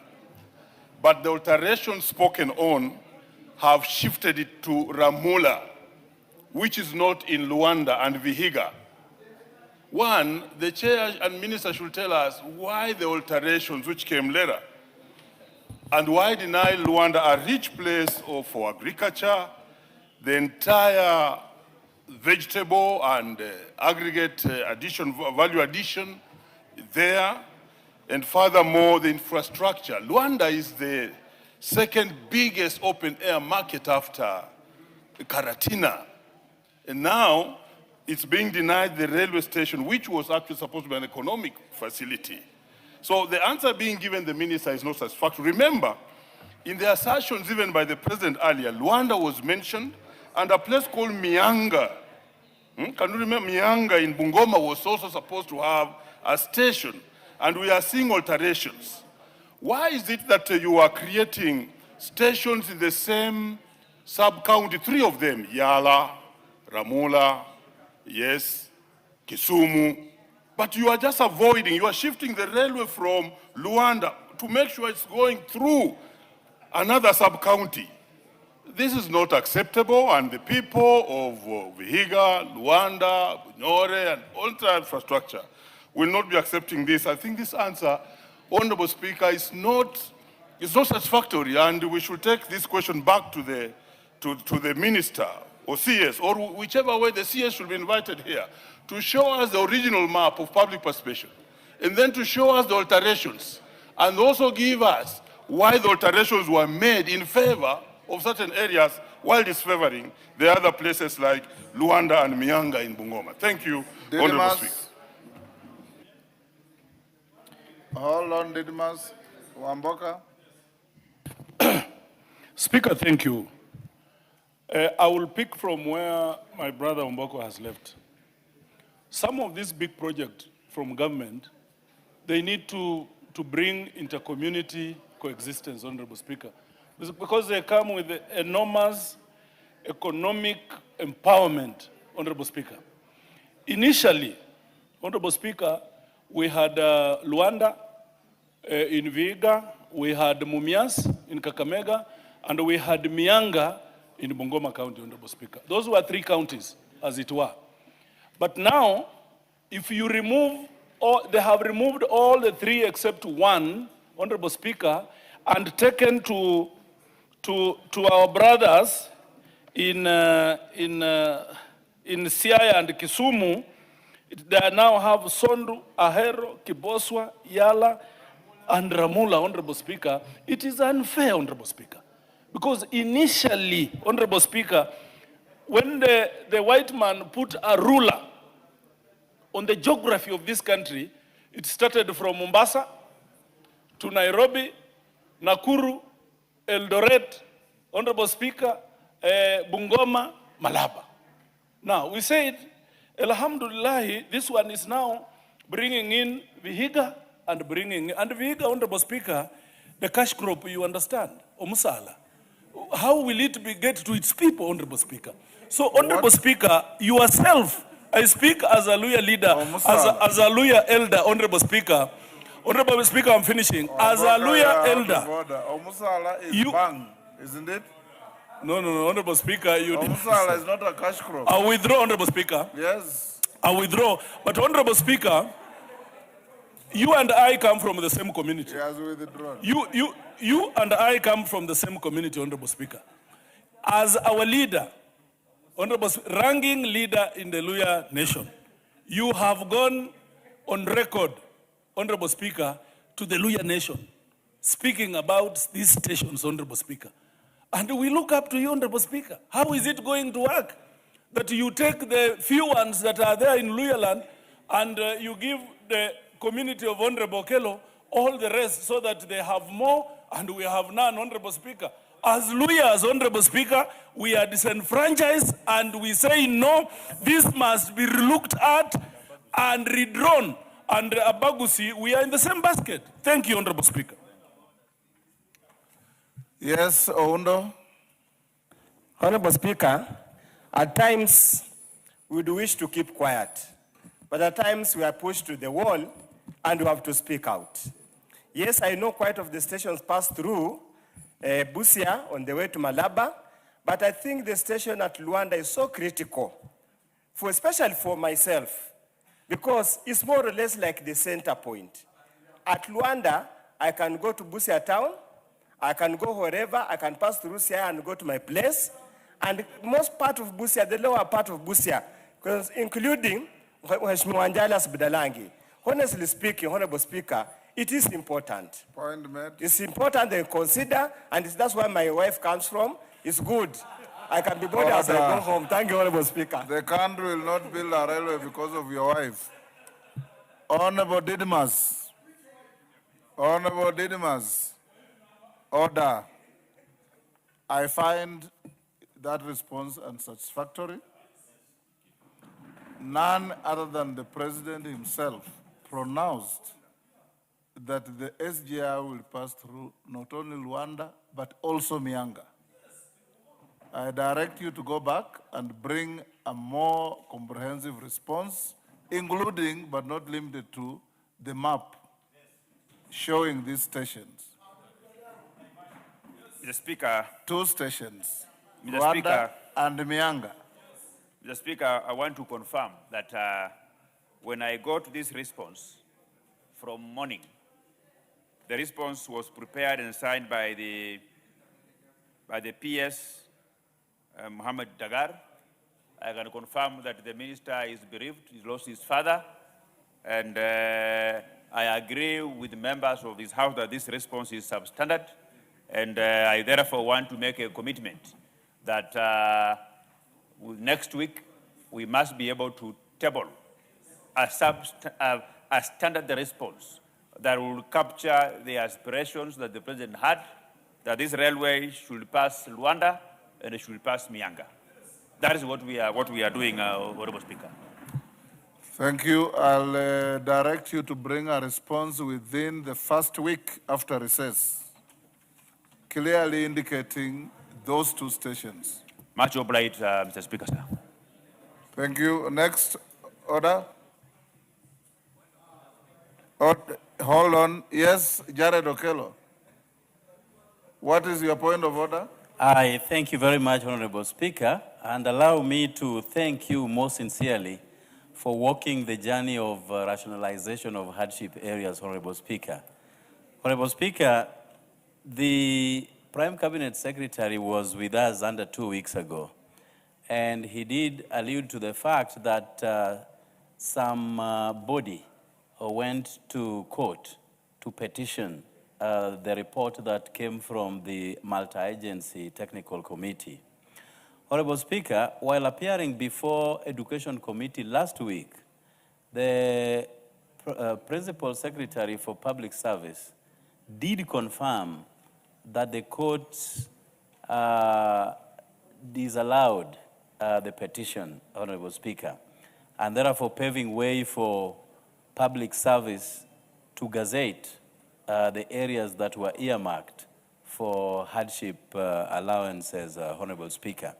Honorable Speaker, you have kept your eye on this ball this far, understanding the disparities that have been in place with certain areas, Honorable Speaker.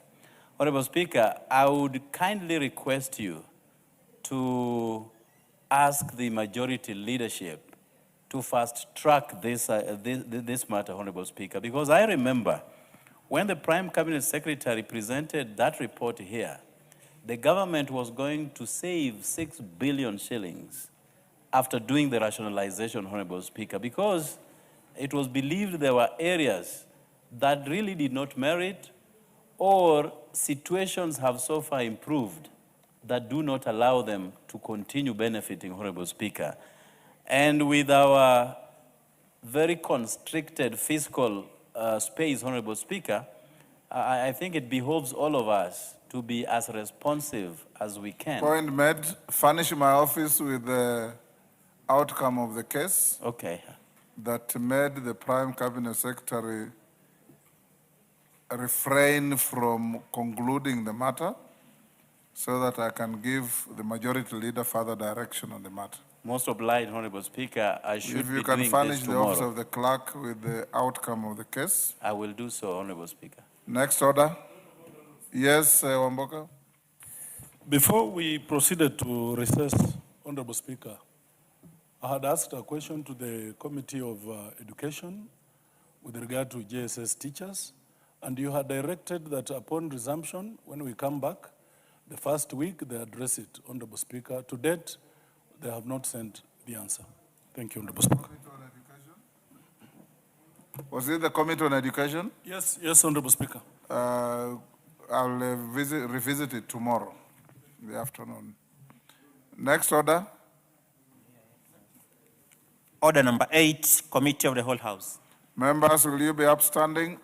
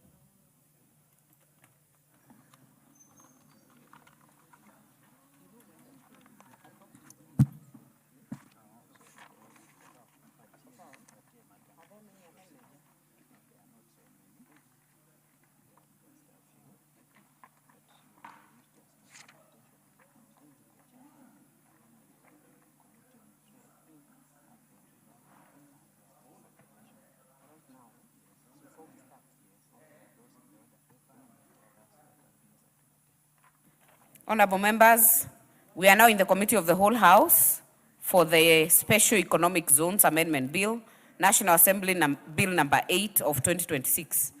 Honorable members, kindly note there are some amendments on the order paper. There are also some revised amendments by the Committee on Trade that are in circulation that you can refer to. Clause 3. I propose, honorable members, I propose the question that clause 3 be part of the bill. There are some proposed amendments. Chairperson Trade, are you ready to prosecute your amendment? Yes. Honorable Chair, I propose that clause 3 be amended by deleting clause 3.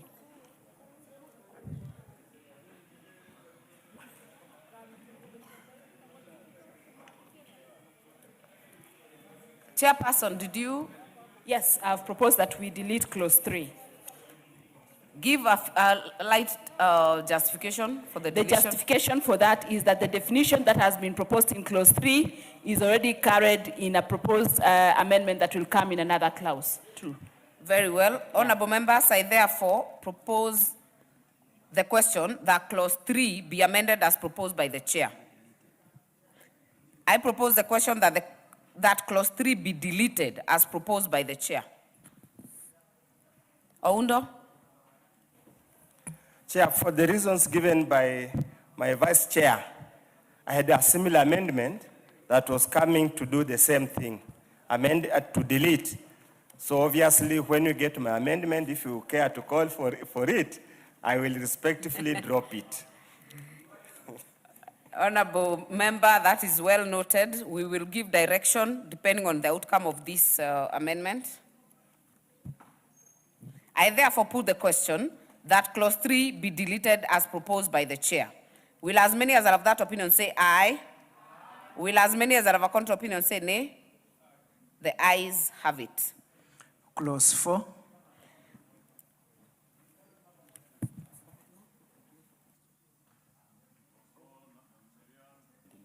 Honorable member for Funyula, definitely your proposed amendment falls. Yes. Clause 4. I propose the question that clause 4 be part of the bill. Mover, Chairperson, Trade Committee. Honorable Chair, I propose that clause 4 be amended in the amended form.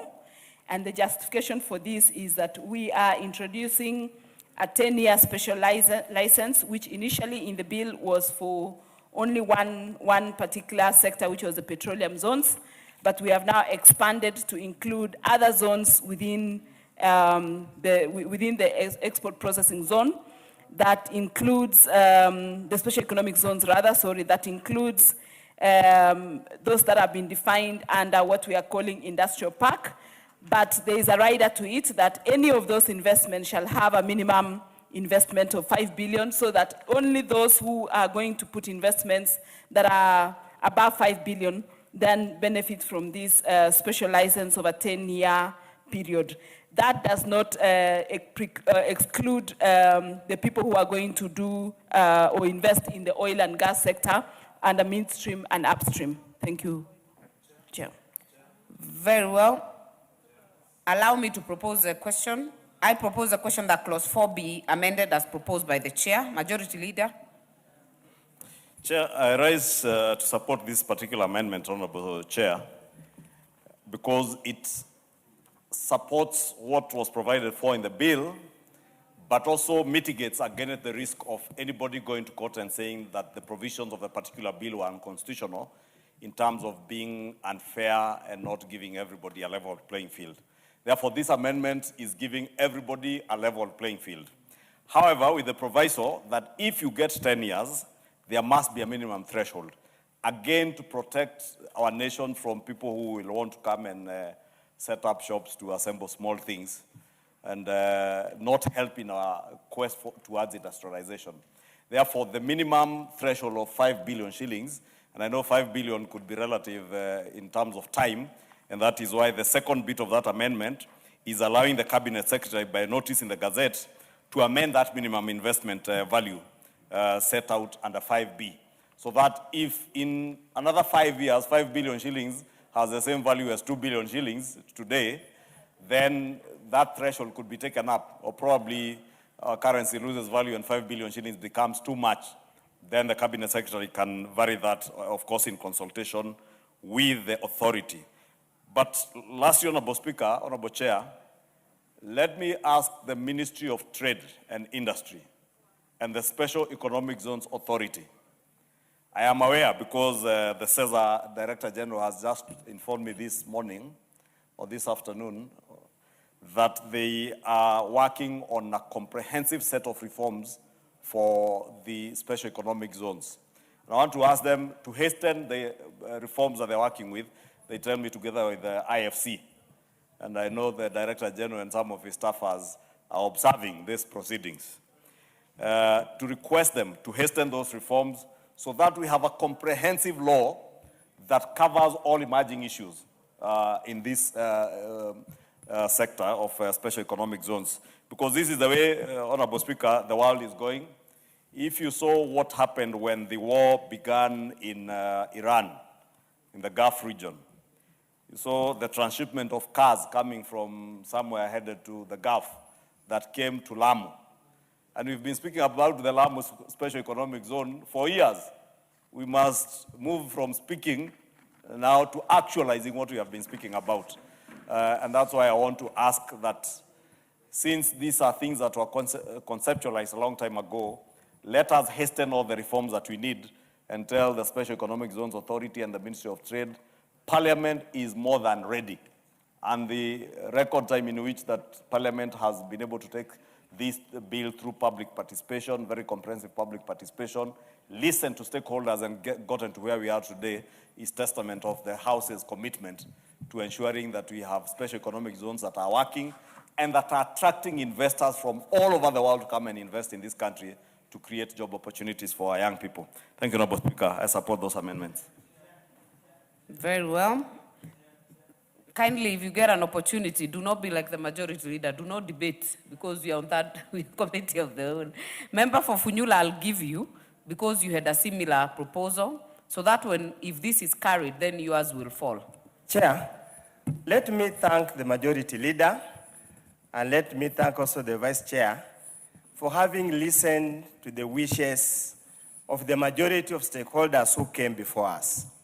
The way it was drafted and the initial recommendation by the committee was discriminative and was going to place the national parliament and the country in bad light. This is the spirit that we need to embrace in this parliament, because then we will make laws that are actually for the people of Kenya and for the benefit of the people of Kenya. As we pass this law, Honorable Chair, the issue of tax expenditure will have to be addressed in the comprehensive review that we are intending to have in respect of this ecosystem. With those few remarks, Honorable Speaker, if it is carried, I'm happy. My amendments and my views and my empathy with the people of Kenya will have been carried along. Thank you, Honorable Chair. Very well. Caroli, are you on this? If you intend to speak to this, use the intervention. Member for Nyando, why are you raising your hands? Obvious reasons. I thank you, Madam Chair, and I rise also to support this amendment, Madam Chair. Madam Chair, a lot of things. Firstly, I just arrived back from a coffee conference that was happening in San Diego in the US. And whereas we are an agricultural country, we are yet to even scratch the surface in terms of the market share in America. And Americans drink coffee. They don't do tea like it happens here in Iran and Europe, Madam Chair. And therefore, we are going to have finished products moving away from selling raw materials to people who would then add value and bring them back to us at a very higher rate, Madam Chair. And therefore, this kind of intervention is timely and is key. On the issue of 5 billion that will then run for 10 years, is like an incentive to prod people to come and invest into our country with a longer time frame of 10 years, Madam Chair. And therefore, I thank the committee for bringing this amendment, and I support. Very well. Honorable members, allow me to put the question that clause 4 be amended as proposed by the chair. Will as many as are of that opinion say aye? Will as many as are of a contrary opinion say nay? The ayes have it. Honorable members, I now put the question that clause 4 as amended be part of the bill. Will as many as are of that opinion say aye? Will as many as are of a contrary opinion say nay? The ayes have it. Clause 5. I propose the question that clause 5 be part of the bill. This has no amendment. I put the question that clause 5 be part of the bill. Will as many as are of that opinion say aye? Will as many as are of a contrary opinion say nay? The ayes have it. Clause 6. I propose the question that clause 6 be part of the bill. Mover. Honorable Oundo, you have a proposed amendment? Honorable Chair, we have had a discussion with Majority Leader and the move of the amendments that once the amendments under clause 2 are carried, then the proposed amendment under clause 6 will be rendered redundant. So we are presumed. I don't know if you can allow to set it aside. We hope we see what will happen the other end.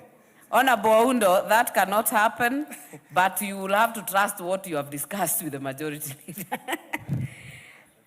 So you are on record as having dropped the amendments on clause 6? Yes, on account. I hope, and it will go through, I trust and believe. It will be unconditional on record. So, honorable members, allow me to put the question that clause 6 be part of the bill. Will as many as are of that opinion say aye? Will as many as are of a contrary opinion say nay? The ayes have it. Clauses 7 and 8. These have no amendments. Allow me to propose the question that clauses 7 and 8 be part of the bill. I put the question that clauses 7 and 8 be part of the bill. Will as many as are of that opinion say aye? Will as many as are of a contrary opinion say nay? The ayes have it. New clause 3A. I propose the question. No. New clause 3A, mover. To move second reading, Chair, trade. Honorable Chair, I propose that the new clause 3A be read a second time. And the justification for this is that this new clause, because we have introduced a Honorable Keitanyi, kindly move for second reading. Okay. Yeah. I propose that the new clause 3A be read a second time. Honorable Marianne, I move. Kindly move it, not propose. Okay, Move. Honorable Chair, I move that the new clause 3A be read a second time. Very well. You have any justification? Yes, I have a justification. This is because the new clause will then cure the 10-year license that will have been issued to those investors that are going to invest with a minimum of 5 billion, so that if they get a license and they are unable to invest or they are unable to comply with the license, the authority is being given authority to be able to cancel this license if they are unable to comply. Thank you, Chair. Very well. I therefore propose the question that the new clause 3A be now read a second time. Honorable Member for Funyula, I'll give you the first shot on this because I know you had a proposed amendment to the same. We are doing very well. The voice of the people is the voice of God. We are doing very well. Thank you, members, for agreeing on this amendment. Thank you. You are supporting the amendment? Also go on record to save time. Since it's similar. That is what I was hoping for. Yeah, it is similar. I dropped mine. Very well. Honorable members, I propose the question. I now put the question that the new clause 3A be now read a second time. Will as many as are of that opinion say aye? Aye. Will as many as are of a contrary opinion say nay? The ayes have it. I propose the question that new clause 3A be part of the bill. I put the question that new clause 3A be part of the bill. Will as many as are of that opinion say aye? Aye. Will as many as are of a contrary opinion say nay? The ayes have it. Clause 2. Honorable members, I propose the question that clause 2 be part of the bill. Mover to move amendments. Chairperson. Thank you, Chair. I propose that clause 2 be amended in the amended form. And the reason for that is that we are introducing a new definition, which is an industrial park, where we have put all those functions that would deal with petroleum operations, both midstream and upstream, agro-processing, manufacturing, and many other activities that have been put there be under the industrial park, and that is for better clarity and better definition in the bill, in the act. And we've also introduced a definition of what midstream petroleum operations are and what upstream petroleum operations are. And that again is for clarity so that the operations under operations that are not midstream or upstream petroleum operations are not within the special economic zones. Thank you. Very well. I therefore propose the question that clause 2 be amended as proposed by the chair. Member for Funyula, and if you have a similar amendment, you can drop it on record. Yes, I have had a similar amendment and had expounded the definition of midstream to upstream, having received advice from drafters that at times it's better to be explicit in any act or in any bill instead of asking a reader to refer to another bill altogether.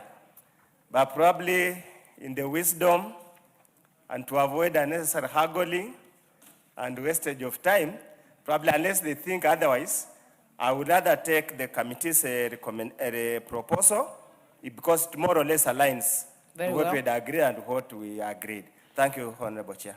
Very well. Honorable members, I put the question that clause 2 be amended as proposed by the chair. Will as many as are of that opinion say aye?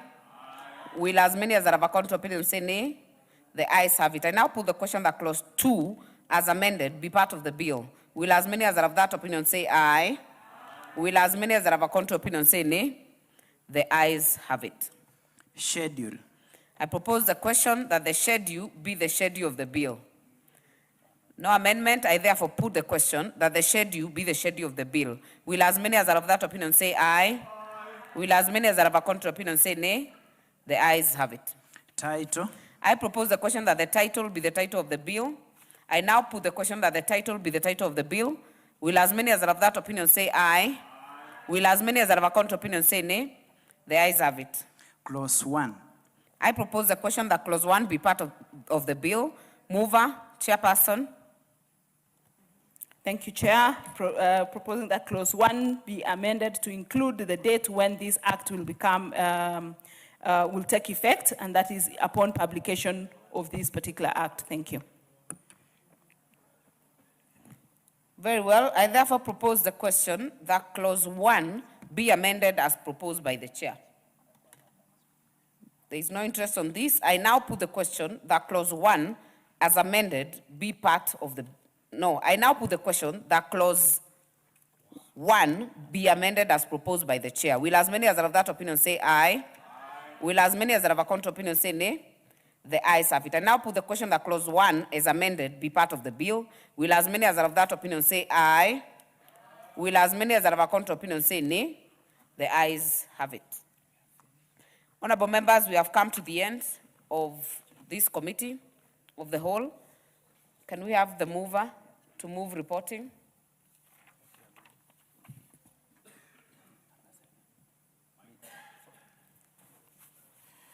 Honorable Chairperson, I beg to move that the committee do report to the House its consideration of the Special Economic Zones Amendment Bill, National Assembly Bill number 8 of 2026, and its approval thereof with amendments. Very well. I therefore put the question that the committee do report to the House its consideration of the Special Economic Zones Amendment Bill, National Assembly Bill number 8 of 2026, and its approval thereof with amendments.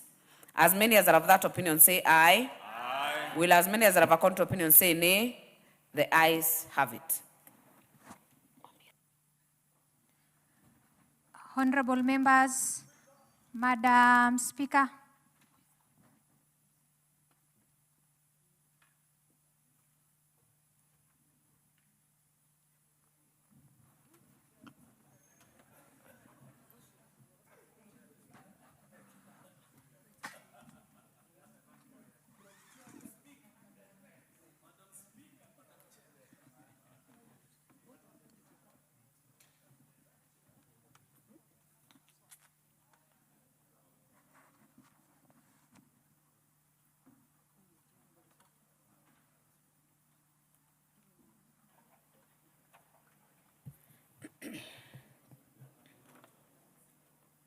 Chairperson.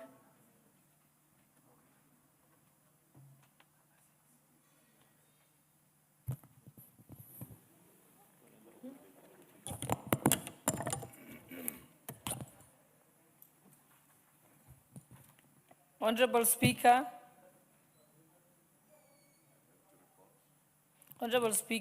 I beg to report that the Committee of the Whole House has considered the Special Economic Zones Amendment Bill, National Assembly Bill number 8 of 2026, and approved the same with amendments. Very well. Honorable members, I propose the question that this House do agree with the report.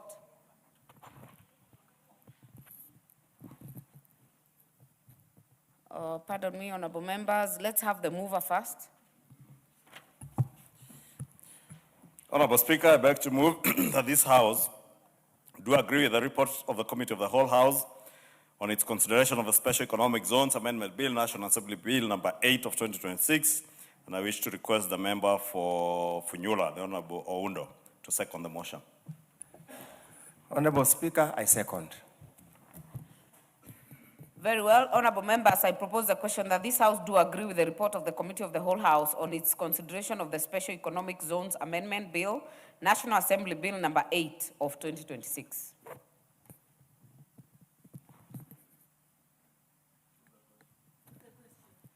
I will then put the question, honorable members, that this House do agree with the report of the Committee on the Whole House on its consideration of the Special Economic Zones Amendment Bill, National Assembly Bill number 8 of 2026. Will as many as are of that opinion say aye? Aye. Will as many as are of a contrary opinion say nay?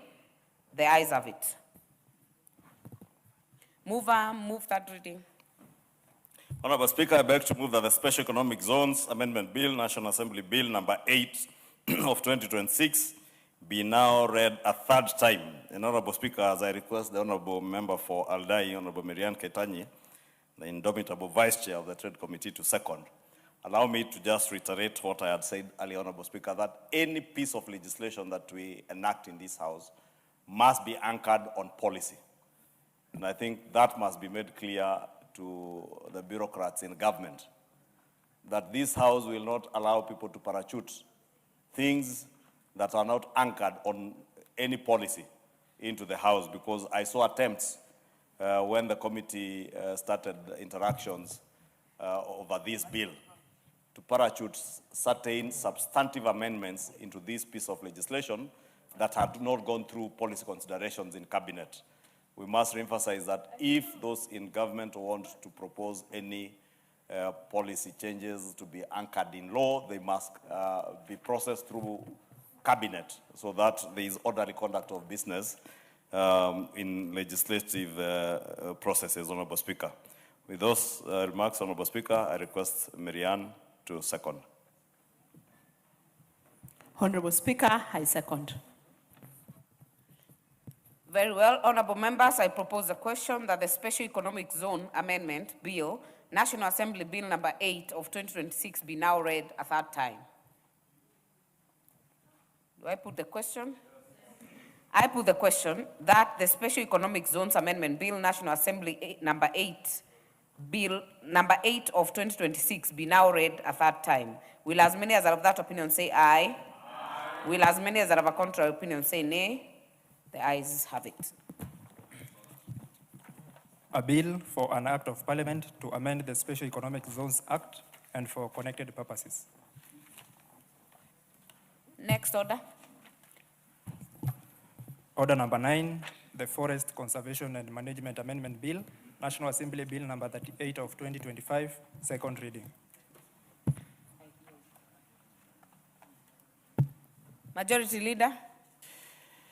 Thank you, Honorable Speaker. I beg to move that the Forest Conservation and Management Amendment Bill, National Assembly Bill number 38 of 2025, be now read a second time.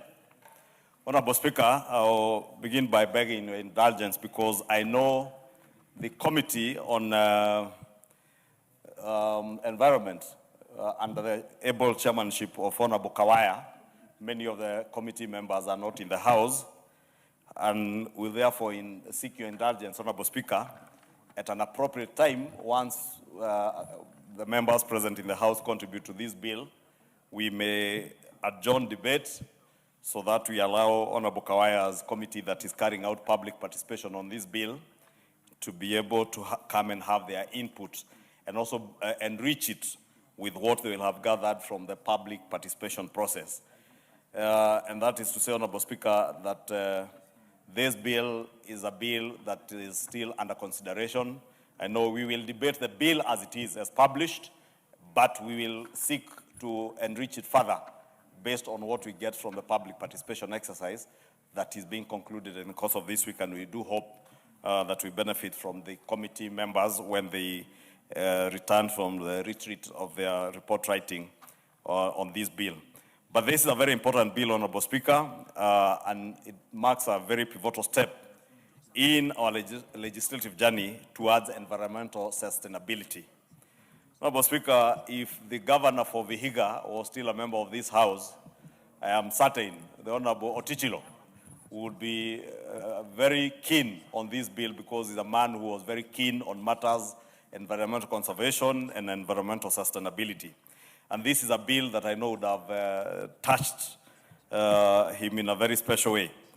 This bill seeks to align our forest laws, some that are very archaic, that were enacted during the colonial times, with the National Forest Policy of 2023. And that is what Honorable Speaker was just saying in committee of the whole House, that any piece of legislation must be anchored on policy. And therefore, this is such one bill, Honorable Speaker, that is anchored on a national forest policy that was enacted in 2023 or that was designed in 2023. And of course, it also aligns with modern global conservation trends and standards, ensuring that our legal framework reflects current ecological realities and aligns also with our Constitution of 2010, because as I said, many of the provisions under our forest laws came before the enactment of our 2010 Constitution. Part of the objectives, Honorable Speaker, of this bill is to align or bridge existing gaps in our forest sector and on matters conservation and environmental sustainability in this era and age of global warming and climate change.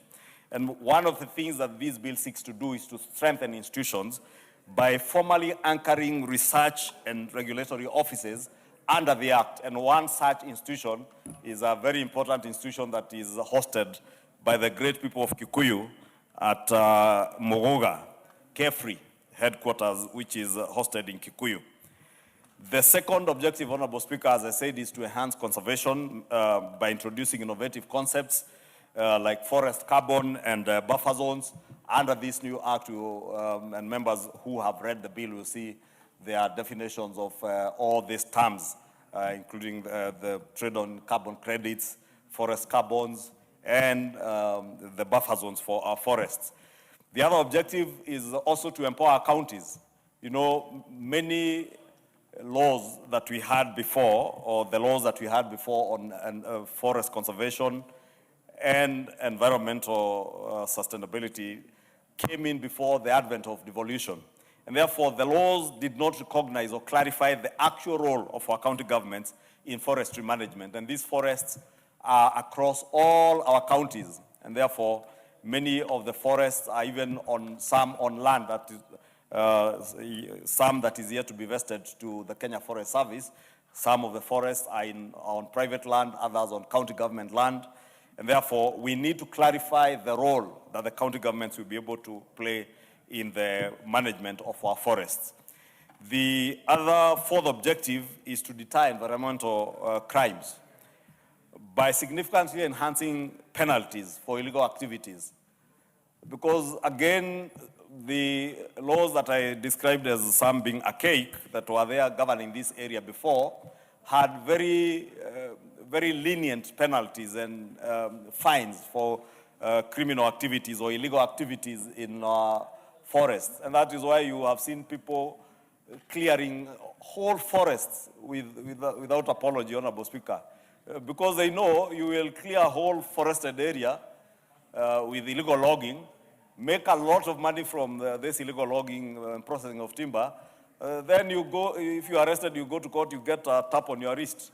We therefore want to make it painful for anybody to engage in any environmental degrading activities in our forests, Honorable Speaker. I know just cutting trees, even the general vegetation and fauna in our forests, including bushes, Honorable Speaker.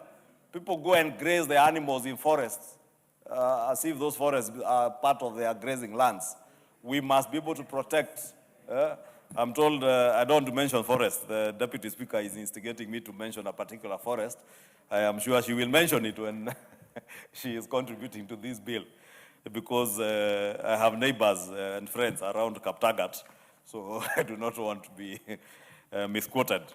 Honorable Speaker, this bill also introduces certain new concepts, as I said, in terms of being able to enhance our conservation, environmental conservation and forestry management, and introduces even new institutions. For instance, if you look at Clause 7, Section 17A of the bill, it establishes the Kenya Forest Academy, which will professionalize the training of our forest officers. And this section, Honorable Speaker, establishes a specialized training institution within the Kenya Forest Service, so that we have forest officers who are not just enforcers of the laws, people just carrying guns in our forests, arresting at times ladies who are fetching firewood in the forests, and probably at times it's small branches of trees that would have fallen.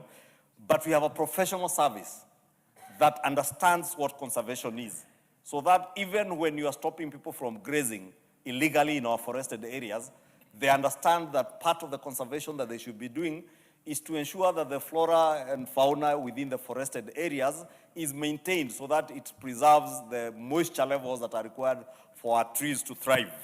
And therefore, Honorable Speaker, this Kenya Forest Academy will provide mandatory law enforcement and security training. It will also ensure that our forest officers are not just conservationists or just security officers, but they're also conservationists who are well-disciplined, well-equipped, and are capable of protecting our natural resources against increasingly sophisticated threats. Because, Honorable Speaker, again, in this day and age, you have seen even with foreigners, and I don't name any particular nationalities, people coming and invading our forest and doing all manner of things, including some breeding. I'm told there are those who are breeding ants in some of our forests. You know, Honorable Speaker, the most lucrative trade, illegal trade today in smuggling is not of elephant tusks. It's for small animals called ants. Those ants, I was in a report from the BBC that the queen, is it called the queen? The queen is trading in the black market at $220 for a female queen ant. And therefore, we have seen illegal activities. And therefore... The most recent one is from a Buru forest in Gilgil, actually, where those ants are found. And you see, Honorable Speaker, a forest officer who is not well trained may not understand that that queen, that ant trading at $220 a piece, or is it an animal or an insect? An insect in the black market, somebody now breeding those insects or those aphids in a forest in a Buru is raking in hundreds of millions of shillings. But forest officer will find it to be harmless when they are doing that, and especially when they go to demolish the ant hills that exist around the Buru forest. And I know you know I passed through that road on my way to Mount Narok, Honorable Speaker, in your neighborhood. And especially around the Tibet where we went with you. I see a lot of ant hills in that area. And therefore, we must train our forest officers to be knowledgeable and to become real conservationists also, not just men and women who carry arms and move around harassing people collecting firewood or grazing their animals at the edges of forests. Honorable Speaker, we also seeking to establish the Office of the Director of Forest Regulation, and this office will act as a watchdog for the sector, responsible for setting national standards, inspecting forest management, and maintaining a national forestry registry. Very important, Honorable Speaker, because we have a nation with so many forests. As I said, some are private forests, some are owned by county governments, some are owned by the national governments under the management of the Kenya Forestry Service. But we don't have a clear register to know what actually constitutes our national forests. And therefore, this office, or the Office of the Director of Forest Regulation, will not only set our national standards in terms of what should constitute a forest. Is it just exotic trees? Is it indigenous trees? Or is it a mix of them? What species of trees do you categorize as protected trees? And how do you inspect this forest, even those in private forests, to ensure that if you have a particular species of trees that are good for water conservation within a water catchment area, and there is a private forest, that even that private forest is protected. And this Office of the Director of Forest Regulation will work very hard to ensure that that is done.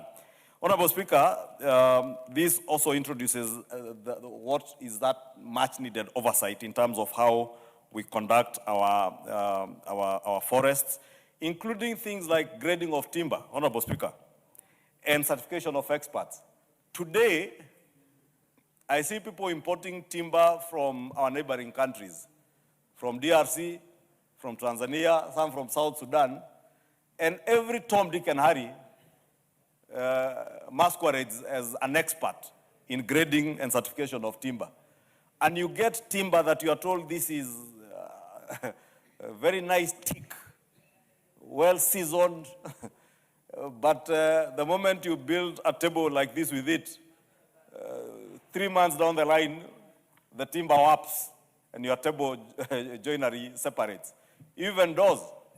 And I've been to some houses, Honorable Speaker, I don't want to say whose house, where you find very beautiful mahogany doors or mvule doors. But you can see that door when it was new was very good.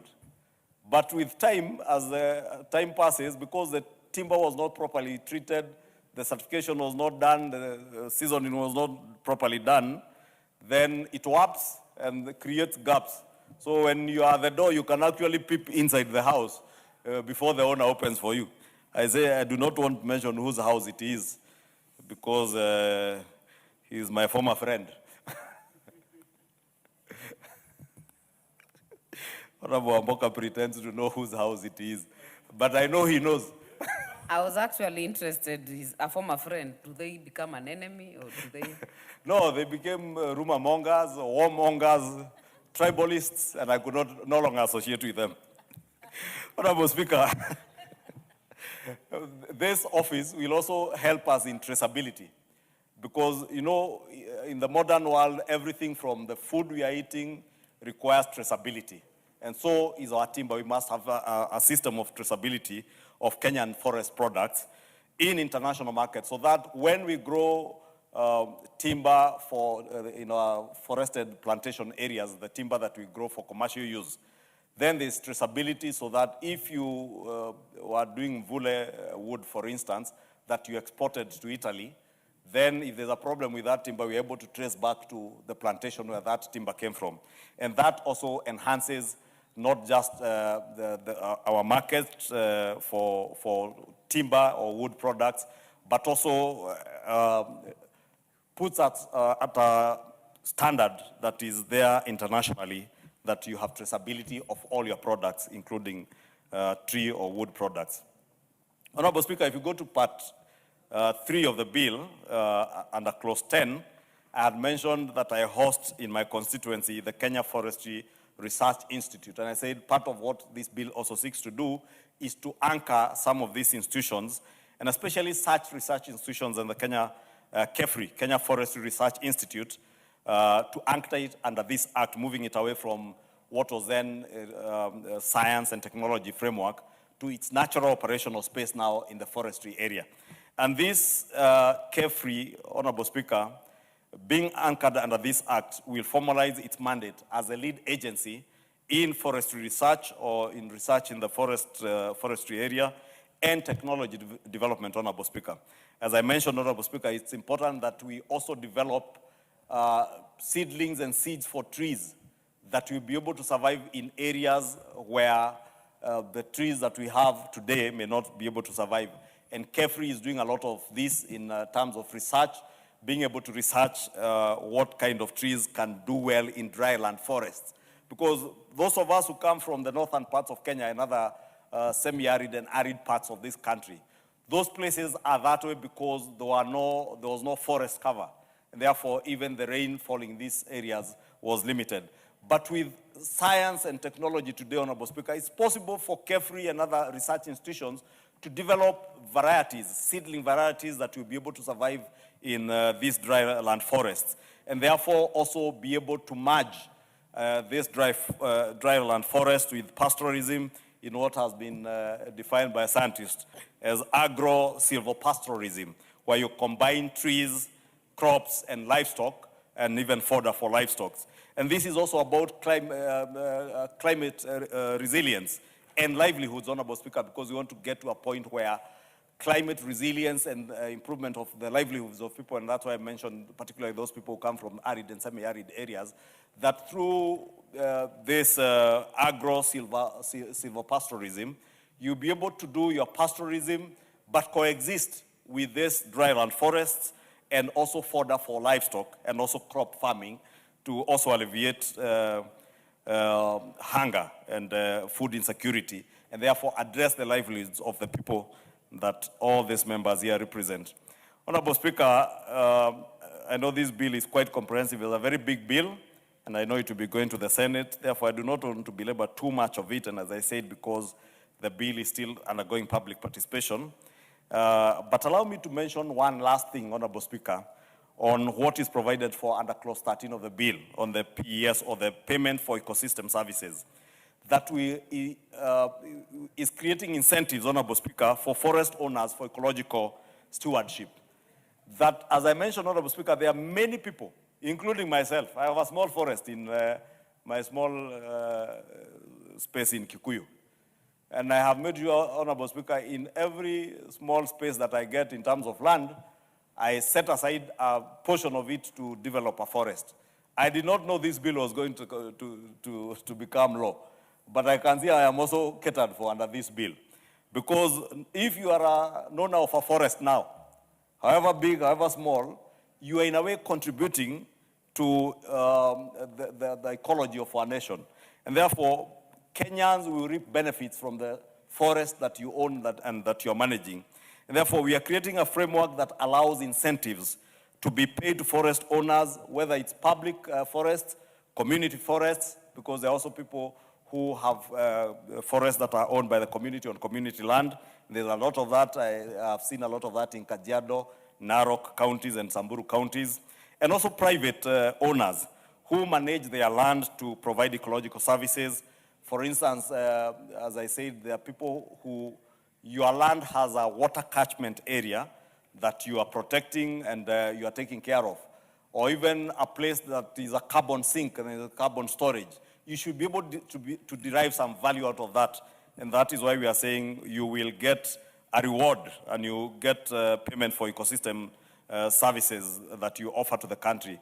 Therefore, this encourages private citizens and Kenyans and communities to plant and protect trees, because they will be financially rewarded for the ecological goods that their forests provide to the nation. Because the ecological good, or the service that you're giving to the nation in terms of ecological balance, by maintaining a forest, maintaining a water catchment area, or even carbon sinks that you're maintaining, is giving value to our nation. And therefore, whatever money the nation earns, whether it's from carbon credit trading, whether it's from sale of timber from the forest, you as a private, as a community, or as a public forest owner or manager, you should be able to derive some value out of it. Lastly, Honorable Speaker, also important is Clause 21 that vests intellectual property rights for forestry innovations in the institute, and that's the Kenya Forestry and Research Institute, that it will be able to now have property rights for any innovation. If they innovate a tree variety that will grow in swampy areas and convert those swampy areas into productive land as forested areas, then they will be able to now have the patent or have the intellectual property rights for that. And this turns our forestry research from just being a mere service into a protected national asset, ensuring that Kenya owns the solutions of its own environmental challenges, Honorable Speaker, so that our scientists, and we are training many of them, and this House devotes a lot of money towards research and development of research facilities like Carefree and others, that we do not spend such immense national resources in training our scientists, in developing these research institutes. Then they spend even much more doing the research, developing varieties of seedlings or seeds or whatever else they may develop within these institutions, but they don't have the intellectual property rights for whatever they innovate. Therefore, this law ensures that Carefree, for instance, on any research and innovation within the forestry space that they innovate, they will hold the intellectual property rights and can earn from it, should that knowledge be applied by others outside of this country for the benefit of their countries. Then they will pay or compensate the Kenya Agricultural Research Institute for that. Honorable Speaker, as I said, this bill is a very detailed bill. I do hope that members have had an opportunity to interact with the bill. And those who are out there concluding the public participation will further enrich what they get from the public in terms of feedback from the public during public participation before we conclude this bill and before it eventually goes on to the other house because as I said, it is also bringing to the ambit of management of a forest or county governments, and therefore is a county government related bill, and therefore we will have to find space in the other house or find its way to the other house. With those many remarks, Honorable Speaker, I beg to move, and I want to request my very able deputy whip of the majority party, famously referred to as Mama Naomi by the people of Marsabit County, who is also a canon in the Anglican Church of Kenya, a lady of might, a lady of service to the nation, and more importantly, serving the Church of God and the people of God. I was going to tell the honorable member to have a seat so that you can finish you know the you canon. can continue with the introduction. The canon, Mama Naomi Wako, has served the people of Marsabit very diligently. And she is very passionate in her service to the people of Marsabit. And as much as she's a canon in the Anglican Church, I know she serves the people of Marsabit, including the Muslim community, without any iota of discrimination, and loves the people of Marsabit. Her commitment to the people of Marsabit is something I have not seen with many members that I have seen before in this house. And therefore, that is why it is my singular honor to invite Mama Naomi Wako to second. I'm not going to contradict anything you have said, because I think it is proper. As an Anglican myself, I can confirm. Member for Marsabit to second. Thank you, Honorable Speaker. I want to appreciate my very able leader, majority leader, for the many good things he has said about me. I was whispering something, but he refused to say that. I was telling him just to say that the next governor of Marsabit County, and he said he reserves that for the next. Maybe he will say it when he's doing the replying, so we will wait. Yeah, thank you, Honorable Speaker. I beg to second this and confirm also that this bill is very, very important to our entire nation. Honorable Speaker, the Forest Conservation Management Amendment Bill is one of the most important bills that has been introduced to this House, which will benefit this country and every part of this country. I second and support this because the bill introduces enhanced enforcement and protection for our forest. Our forests need proper enhancement and protection. We know very well that there are many people who sell firewood, others sell charcoal, others sell timber, and all these people interfere with our forest. But by introducing this bill, then we are able to protect. Honorable Speaker, again, this bill number 1 on private forest protection, it is very good because we have many Kenyans who have private forest and they also need protection. For the first time, the law extends protection against unlawful violation to private forests which were previously excluded from specific prohibited activities under the Act. This is a big relief to private forest owners because in the past, they didn't have anything to protect them. But this bill will now put that into consideration. Again, increased penalty, because we have known there are many cartels who sell timber, who are in that business and gain a lot of money.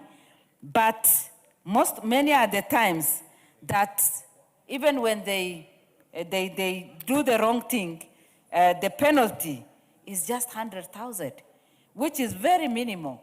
And every businessman and those who are in that line can easily afford.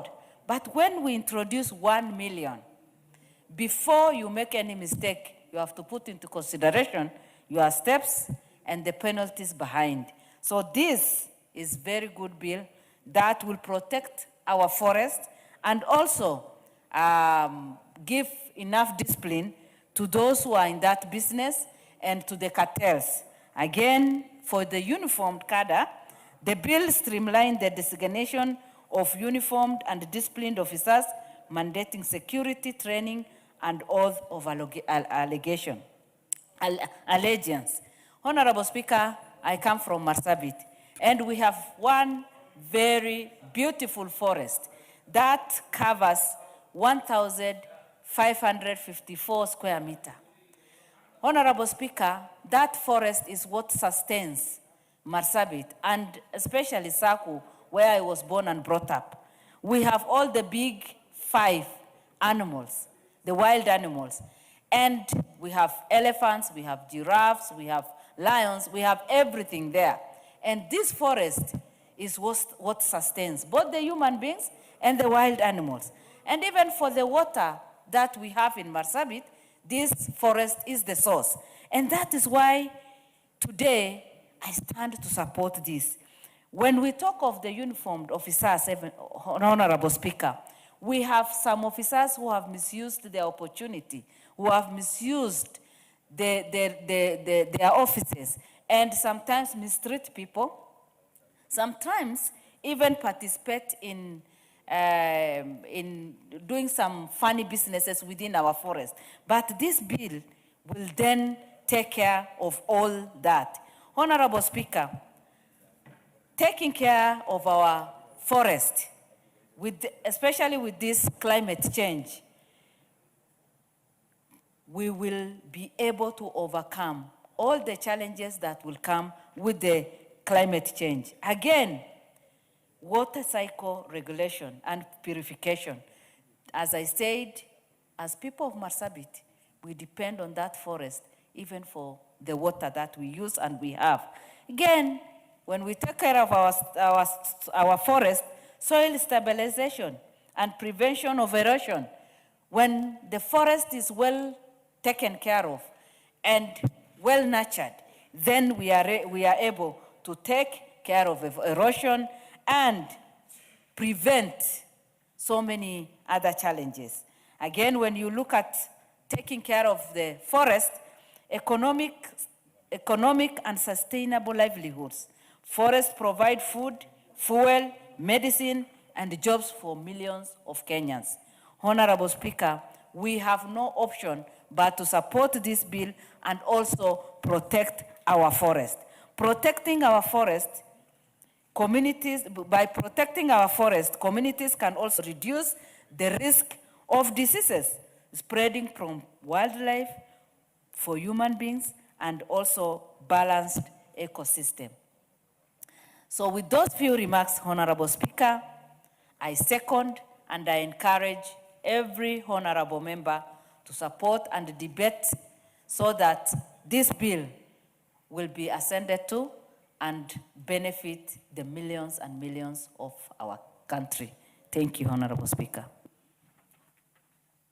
Very well. Honorable members, I therefore propose the question that the Forest Conservation and Management Amendment Bill, National Assembly Bill number 38 of 2025, be now read a second time.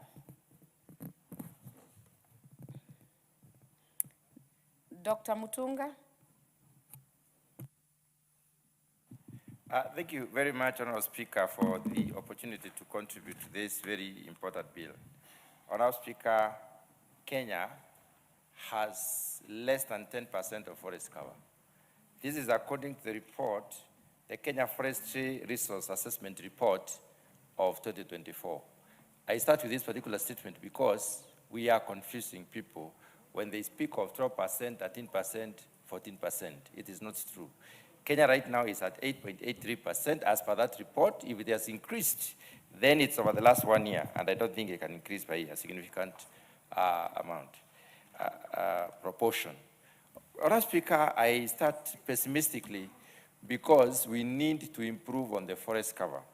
And this particular legislation, the legislative proposal, comes in to support that particular intervention. Honorable Speaker, we have that 8.8 million hectares of graded land. The initiative mentioned in this particular legislation are going to help a great deal in enabling Kenyans and even foreigners who can invest in Kenya to try and reduce the degraded land. Because degraded land means land that you cannot use for anything else. We need to encourage people, we need to give them the incentive to be able to do that.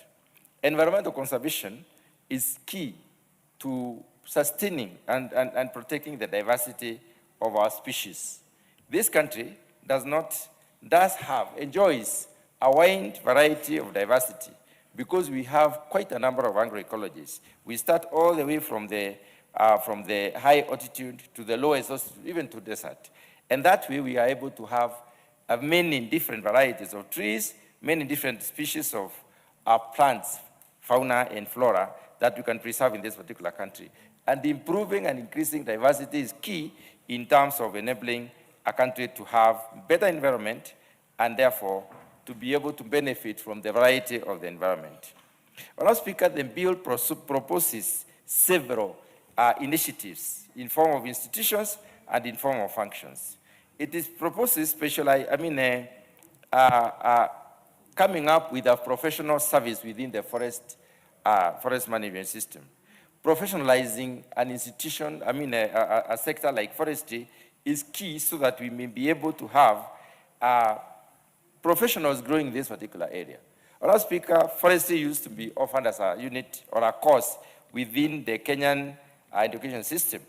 And the growth of this particular domain has not been significant. It has not been immense. It's an area that we need to focus on so that we may be able to develop more professionals.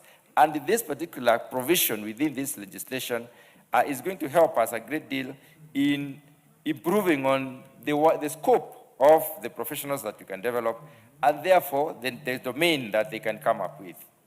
Madam Speaker, I have also realized that the legislative proposal comes in with the Kenya Forest Academy.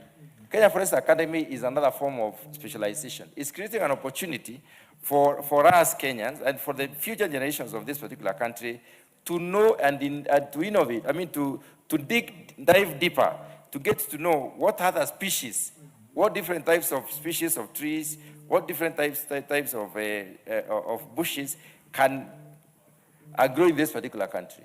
And this creates opportunities for Kenyans and even for other people who might come to live in Kenya to be able to have different species to apply. What I've noted with a lot of interest on our speaker is the incentive. Incentivizing those who want to create their own forest, those who want to create woodlands, those who woodlots, those who want to create conservation areas. If you look at most of the areas that we have recreational facilities, people move into a semi-desert, semi-arid area and create a recreational facility, and they build a microclimate of trees. They bring in trees from different parts of this country, and they grow them there. What that tells us is that this country of ours is God-blessed to the extent that you can grow most of the species across the various agroecologies. This has enabled creation of microclimates, and this microclimate tells us that it is possible to create woodlots or forests. And the incentive to have, to enable people to basically develop or improve on carbon sinks is very key, and is a provision in this particular bill. Ecological goods, on our speaker, are natural, they are long-term, and they are also very or extremely localized. Ecological goods cannot be enjoyed across a wide area. So we have specificity in terms of the ecology, and therefore we can be able to improve on this. This incentive is going to be useful in terms of developing, capturing most of the area in this particular country that may require us to a forest. Honourable Speaker, if we look at the amount of forest we have 2.1 million hectares of forest. So of woodlands. We need to increase more of woodland. We need more of wood. Trees relate very closely with rainfall. The more forest we have, the more rain we get from a given area. But Speaker, we also need to transform the 24.8 million hectares of bushland into woodlots, which is possible. And to do this, we need a legislative like the one we are discussing today. The most interesting thing that I found in this particular legislative proposal, Honorable Speaker, is the possibility to have innovative rights and benefits from the innovations. Kenyans are being given an opportunity to innovate, to come up with species that can do well in various areas, and therefore they can be paid intellectual properties. This is key because it will enable scientists to delve into this particular area and produce species that can do better in certain areas. These species can be produced in different ways. And that is why enhancing the capacity of the research institute, the Kenya Forestry and Research Institute, is key in the sense that it will help this particular institute to diversify in terms of the varieties, in terms of the species of trees that they are going to be providing for different areas of this particular country, and in terms of also on the ecological locality matching, where we shall produce different species to promote afforestation in different areas. Honorable Speaker, I have specifically looked at the penalties because we have been having forest destruction, felling of trees indiscriminately and sometimes without managing the harvesting part of it. We clear bushes, we fell down trees, sometimes people burn charcoal and so on and so forth. The penalties that have been specified in this particular legislation are key. And we would like the Kenyans to understand that felling trees is not going to be abandoned going forward when this particular legislation becomes law. It is important to realize that we need to manage our forest. It's called harvesting. It's not really felling, cutting trees down and making sure that we create species. Honorable Speaker, there has been an afforestation approach that has really borne fruits for this particular country. The one that people are given a piece of land in a forested area, they plant trees and grow these trees as they also grow the crops. And within maybe 2 or 3 seasons, they abandon that area and go to another place. And it has worked very well. This is something that is community-based. It encourages engagement of the people. And it can help a great deal if it is promoted to be able to grow more trees in these particular countries. So, Honorable Speaker, with those very few remarks, I support this legislation, the legislative proposal. Thank you. Very well. Honorable Member for Buri. Thank you, Madam Speaker, sorry. Today you are wearing green. Green is another party which is coming, but you are not. Green is for the forest. Green is for the forest. I want to thank you, Madam, for giving me this opportunity. Let me say, this man talking, Rendikiri, grew up from the benefit of the forest. My late father was a sawmiller and the founder of timber industry in Meru County. He started 3 forest stations and was pioneers of afforestation in Meru County. The importance of forests and forestry in this country should be given a lot of prominence. I say so because, Madam Speaker, through forestry, we have the economy. Through forestry, Madam Speaker, we have the advantage of the climate. I'm not forgetting that we are part of the global concern of climate. And our president, His Excellency the President, has been nominated as a champion of climate change in Africa. Madam Speaker, this bill comes the right time. Madam Speaker, yesterday I had a meeting with one of the largest CFAs, and one of the concerns is conservation. And not only conservation, but also sustainability. Because, Madam Speaker, the kind of trees now we are planting, the exotic trees, and they have the traditional trees and the modern trees, some of them are not able to sustain the area for a long time. Madam Speaker, we have so many areas now who have no water because the climate has changed because of environmental degradation. And this is a global concern. Madam Speaker, just like other speakers have said, there is a lot of biodiversity economy in our forests. And we cannot really be proud of that. As I said, I grew up from my forest economy My father was a logger, and the family continued to do the same business. But also, Madam Speaker, forests have helped us in terms of soil conservation, Madam Speaker. Madam Speaker, there are some forests which have cultural and social values. If you go to central Kenya and even go to west Kenya, you find some forests are traditional and have some traditional and cultural values. And this is very important in terms of conservation of our culture. The same thing goes to improvement of the air. But that's not the important thing, Madam Speaker. This bill brings in the regulation. And this is one of the things that really has been missing, the gap. Because what we have been having is Kenya Forestry Services. And the Kenya Forestry Services have been focusing more on guarding the forests. And that's why you find the biggest business is the rangers. And what the rangers do, they carry guns.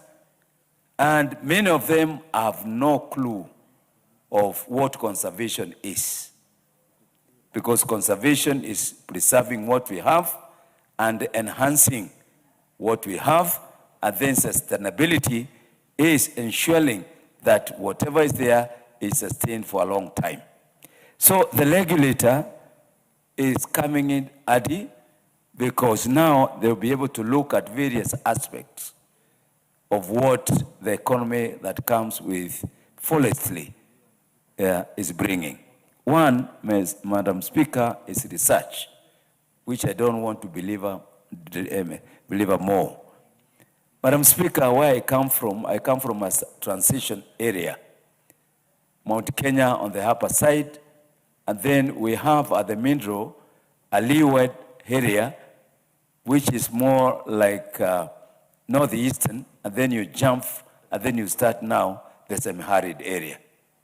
Madam Speaker, the problem that we have been having, we have forest, and then no forest, and then you start having the shrubs. But if we have an institution that is purely focusing on seriously on research and development, we'll be able to develop 3 species which can be transplanted into other areas, not only the forest. What the government is doing now is to try to plant as many trees as possible within the existing forest areas. But now we need to move into the rural areas. Madam Speaker, there are areas like the hills, water catchment areas. Madam Speaker, there are trees that need to be developed for those areas. There are trees that do very well in arid areas. Because, Madam Speaker, the known forests around Mount Kenya, Mount Elgon, in Kakamega, they are going to go if this climate problem continues.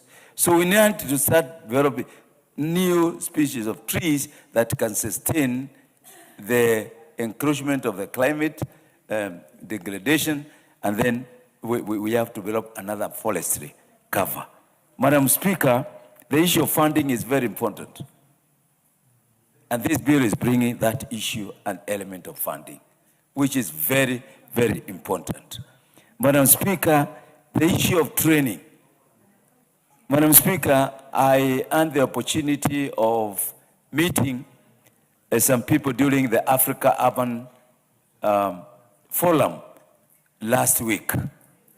And when I met this person, he was telling us there are people who specialize on climate with the urban poor. This is an emerging concept of coming up with climate resilient activities within the urban sectors. It's something that I find very, very important. And now with the enhanced training and research, I see something now coming up through this bill. Madam Speaker, we cannot really put our hands down. This I see as attracting a lot of investors, a lot of interested parties. Madam Speaker, we have so many people out there who would like to partner with an organized institution, with an organized structure. We have NGOs that are focusing on climate change and specifically on tree growing, because we no longer speak about tree planting. We are talking about tree growing.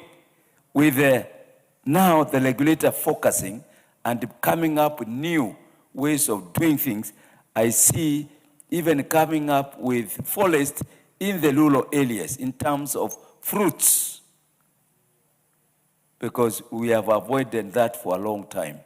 So with the research and the trainings, I find we are wasting a lot of resources. We have so many graduates as police rangers in the forest.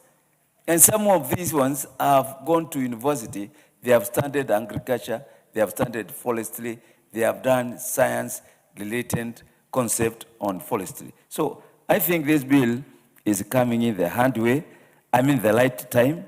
We need to support it. We need to empower the academy.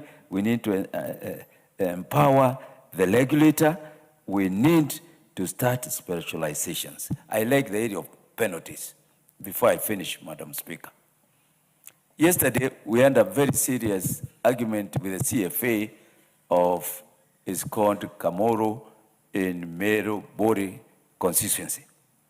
One of the things that we saw is a lot of cutting of trees, logging, illegal logging, even logging in areas they are not supposed to do. These penalties will come handy, and they are going to prevent a lot of distractions. So, Madam Speaker, with those few ones, I support and ask all the members not only to support this bill, to be part of the tree growing.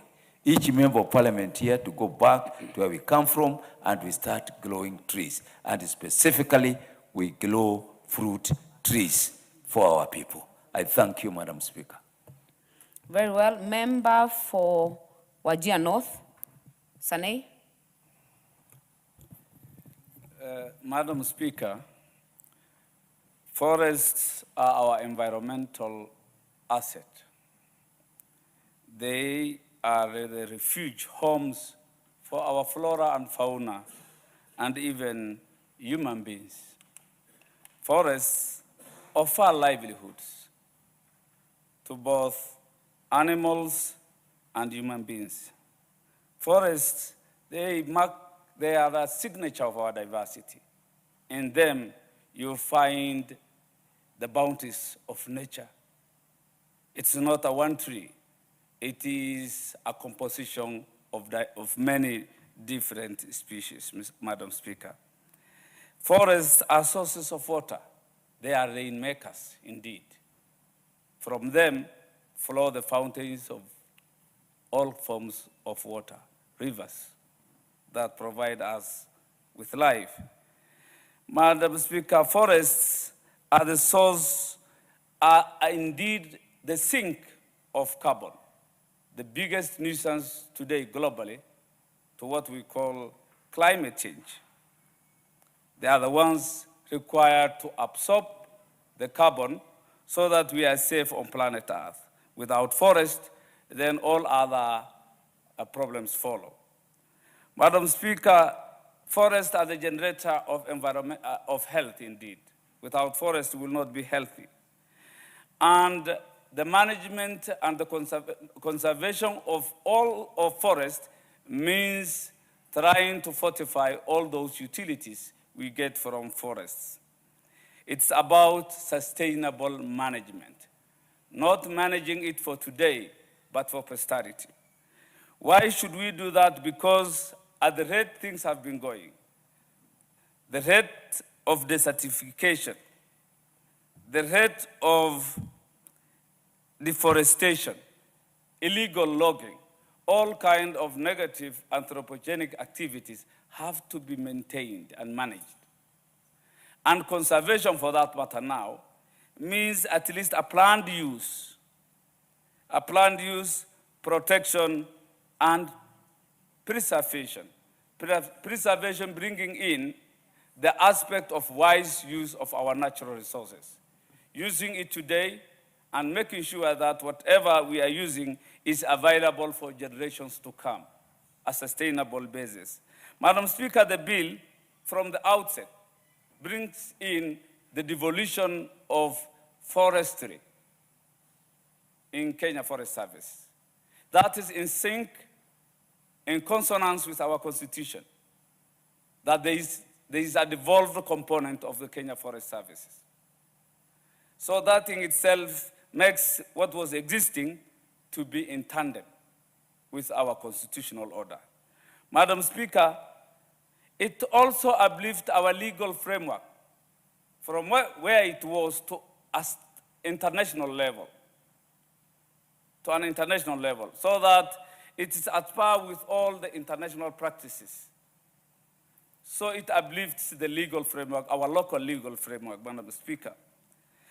One important thing that it brings to the fore is the classification of forests from public, private, and community forests. That means with devolution, there should be community forests. And I love that because it brings public participation into in forestry.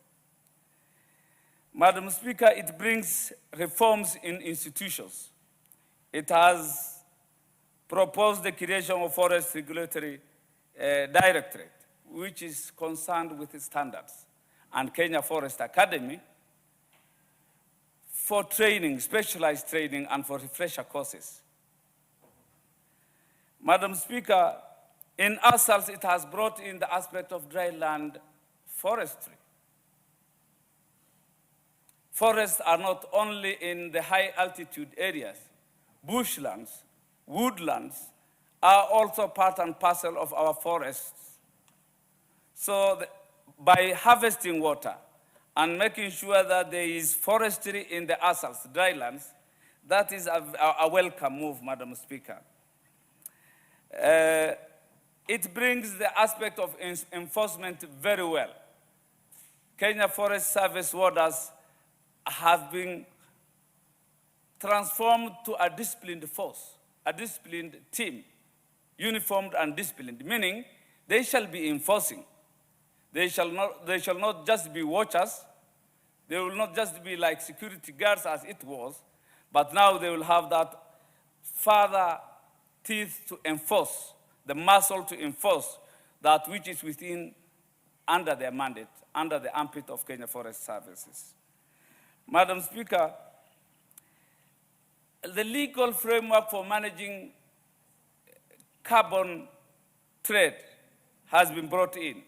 Initially, it was haphazard. You could hear some communities have earned from carbon trade. There was no way, there's no legal framework for that kind of thing. This amendment brings in the legal framework to make sure that carbon trade is being managed. Furthermore, it brings the easements. There has been cases of where forest land has just been interfered with. A lot of complaints, hue and cry about what belonged to Kenya Forest Services being exercised.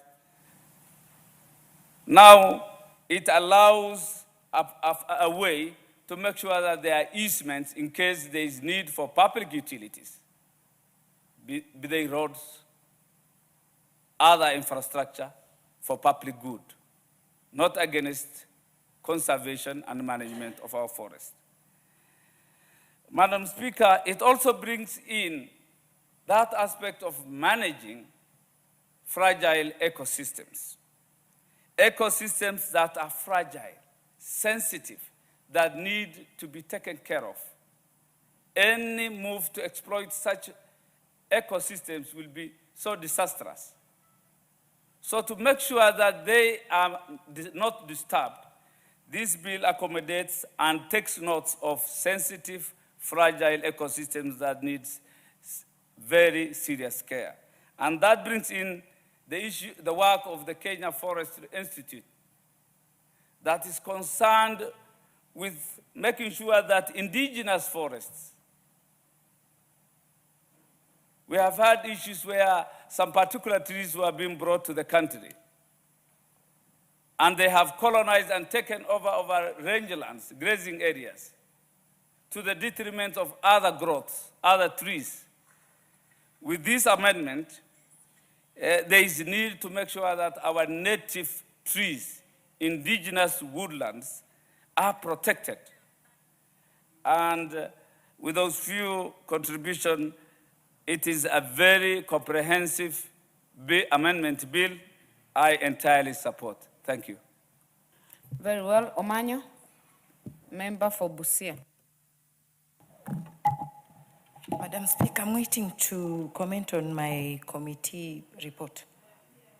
Okay, not on this? Nope. Honorable member for Turkana Central.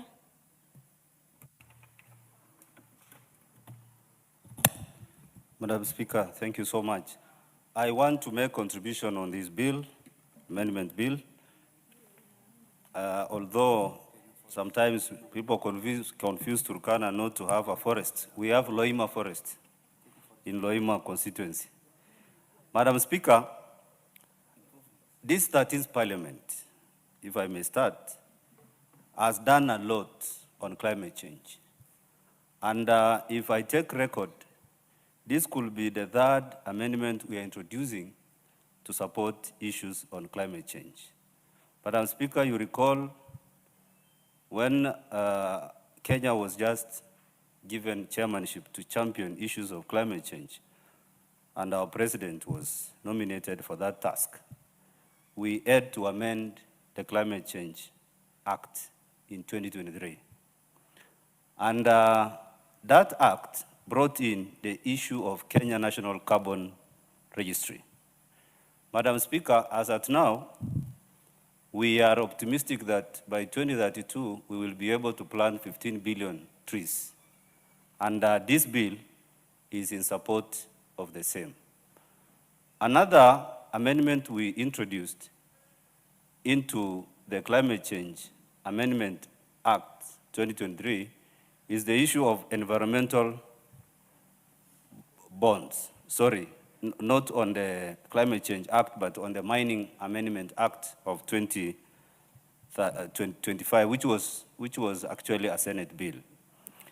Madam Speaker, when we talk about issues of forest conservation and management, what comes into mind is how these forests are managed and how these forests can bring an economic advantage to our country. For example, when you look at the bill, the introduction of the Office of Director Forest Regulation, we are regulating water. Now we are also regulating issues to do with forestry. We are also regulating issues of climate change. And we have a registry, a carbon credit bond registry on the same.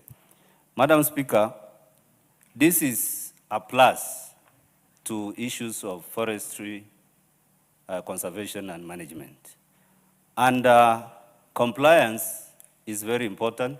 And when they are planning to introduce the ununiformed, plainclothes forest guards or forest wardens, it is a plus because we have seen it successful even in Kenya Wildlife Service.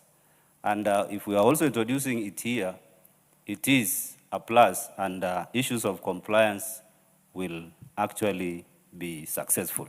Madam Speaker, licensing.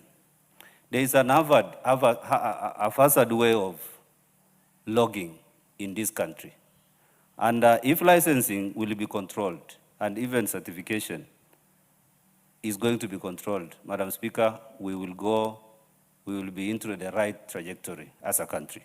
And therefore, when the issue of the National Forestry Registry comes into mind, I am optimistic that those who will get into the rangelands and plant trees and form some microclimate or micro-catchment areas in these areas, the dryland areas of our country, and get paid, get into the registry and get something in return in terms of the goods and the services maybe they will be offering.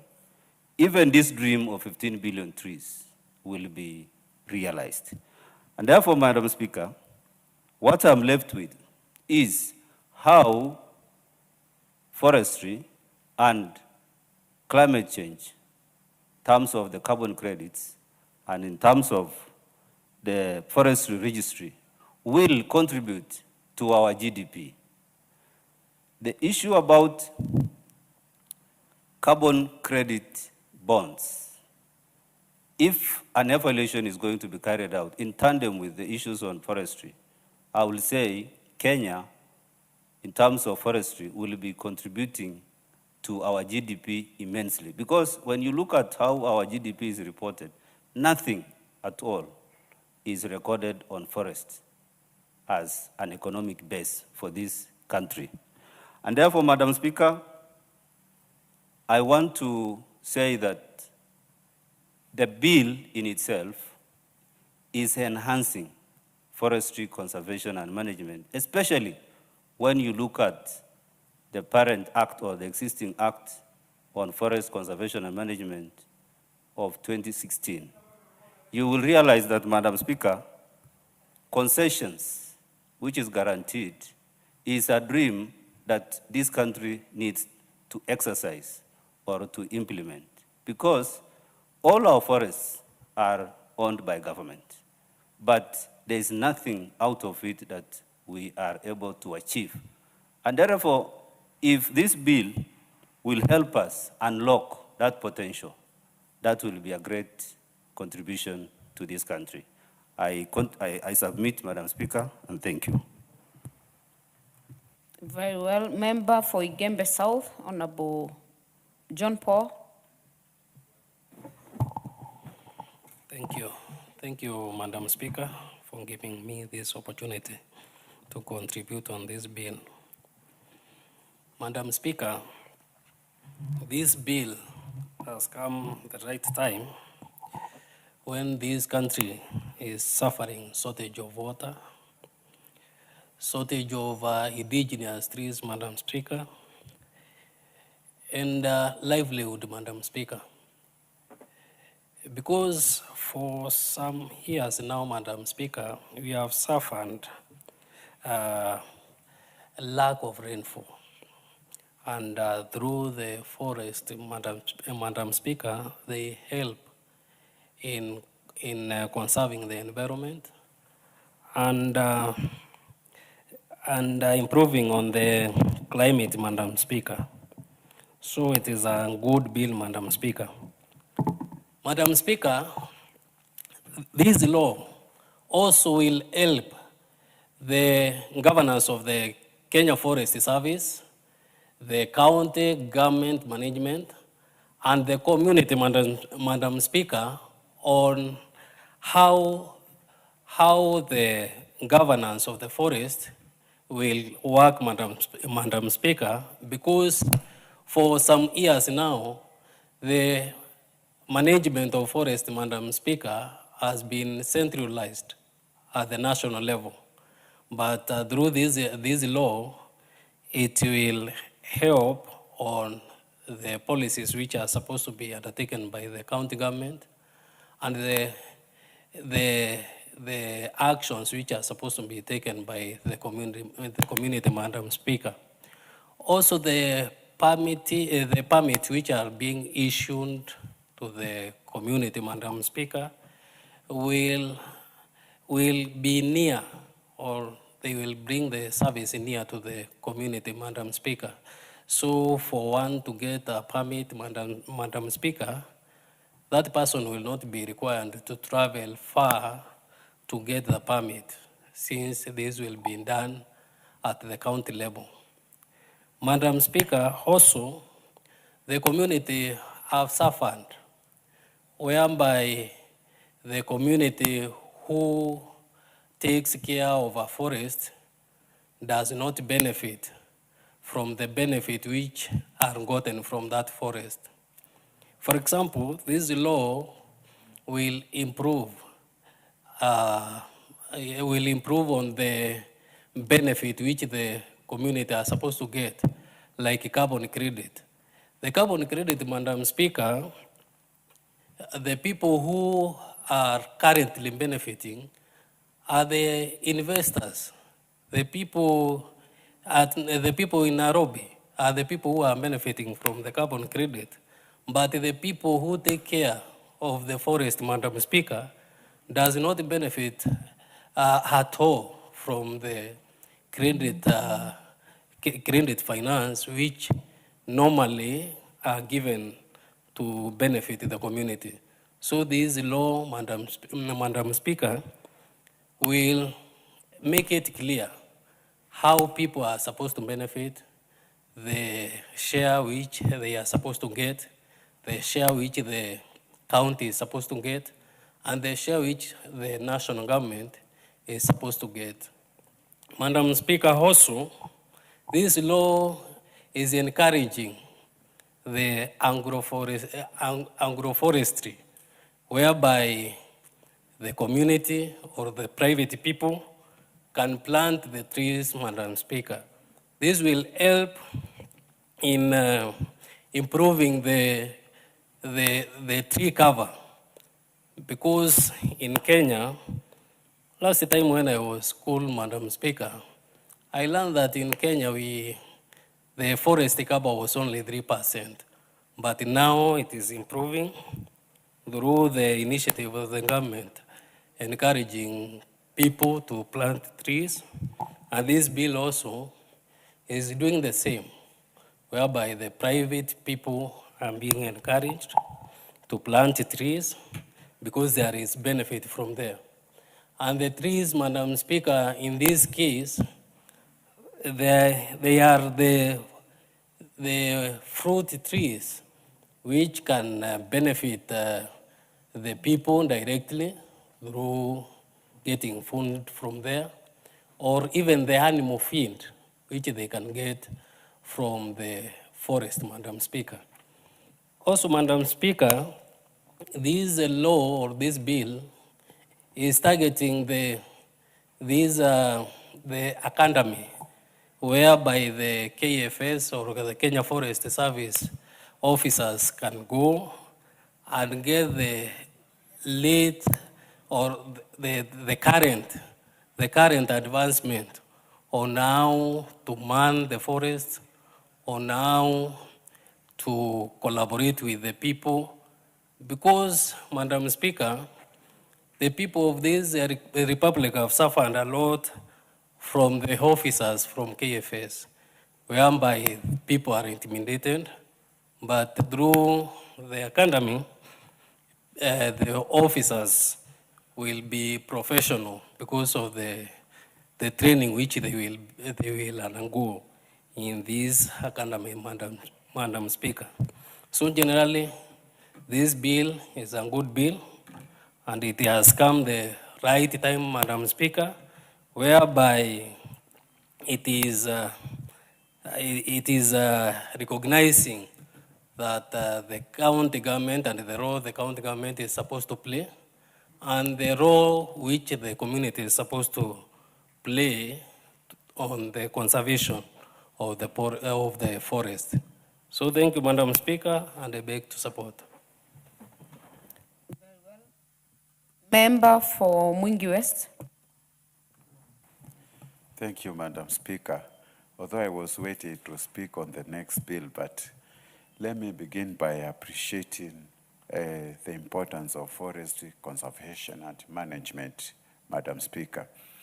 Madam Speaker, forest management or conservation has got so many ecological, economical, social, and health benefits in our society because it is forestry that support biodiversity. Forest conservation regulates water cycles, and also it helps, of course, combat the issues of climate change, Madam Speaker.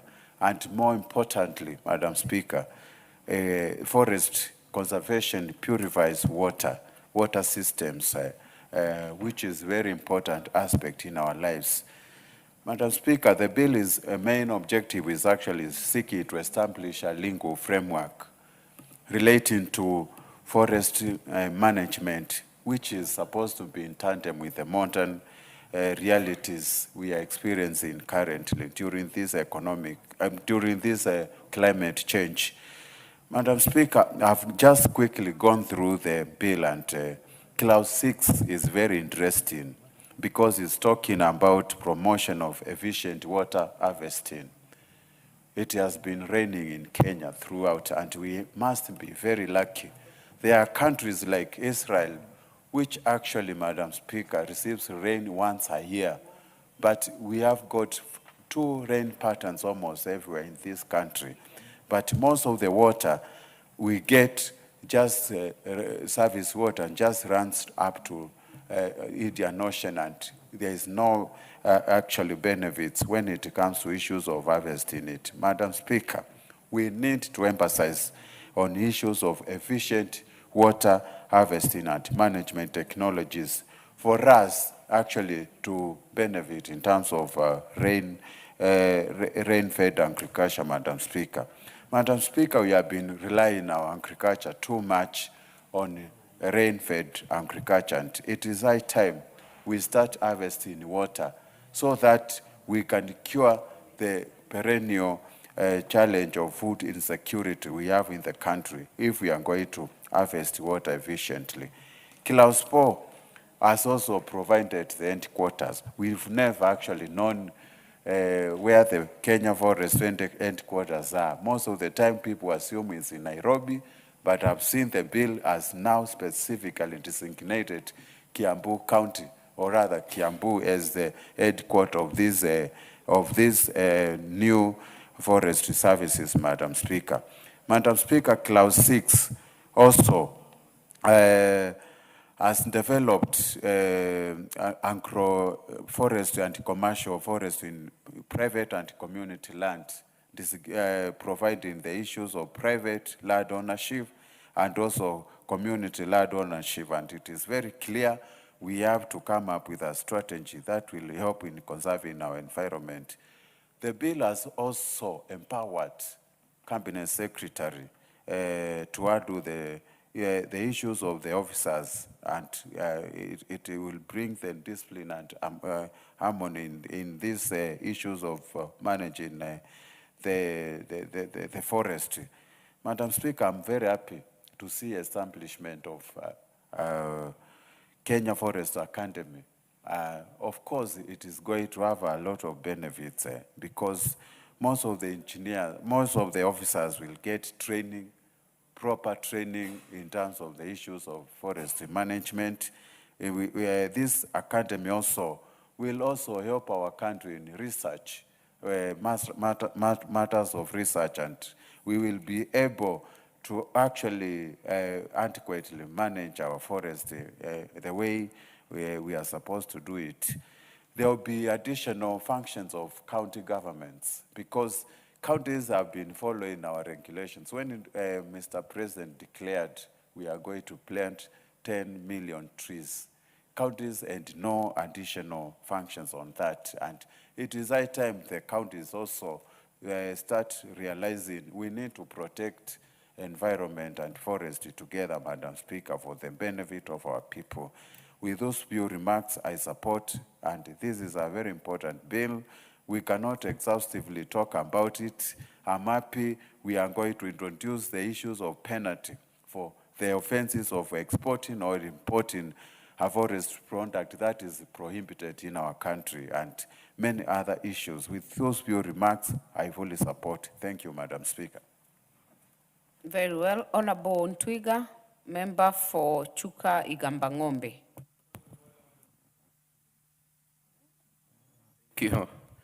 Thank you, Madam Speaker. Madam Speaker, from the onset I started to support this bill. I come from a constituency that borders Mount Kenya Forest, and we have Mount Kenya Forest covering the whole hedge of my constituency, Madam Speaker. About 10 years ago, some politicians from our place got into the forest and cut trees almost in the whole forest. And we missed lane in the Rakanidi for almost 3 years. And people could not, people really saw that forest blinks lane, because when we stood our ground and stopped the deforestation, we are now getting enough land in Tharaka Nithi. Madam Speaker, looking at Kenya today with a 3% forest cover, the biggest challenge is we have relied on the normal forest and we have ignored the dryland forest because Kenya, 3/4 of this country is semi-arid. And what can help us is having species of trees that can do well in those semi-arid places. For example, if I give an example of the Tharaka Nithi, a third of the Tharaka Nithi is very arable, but 3/4 is semi-arid.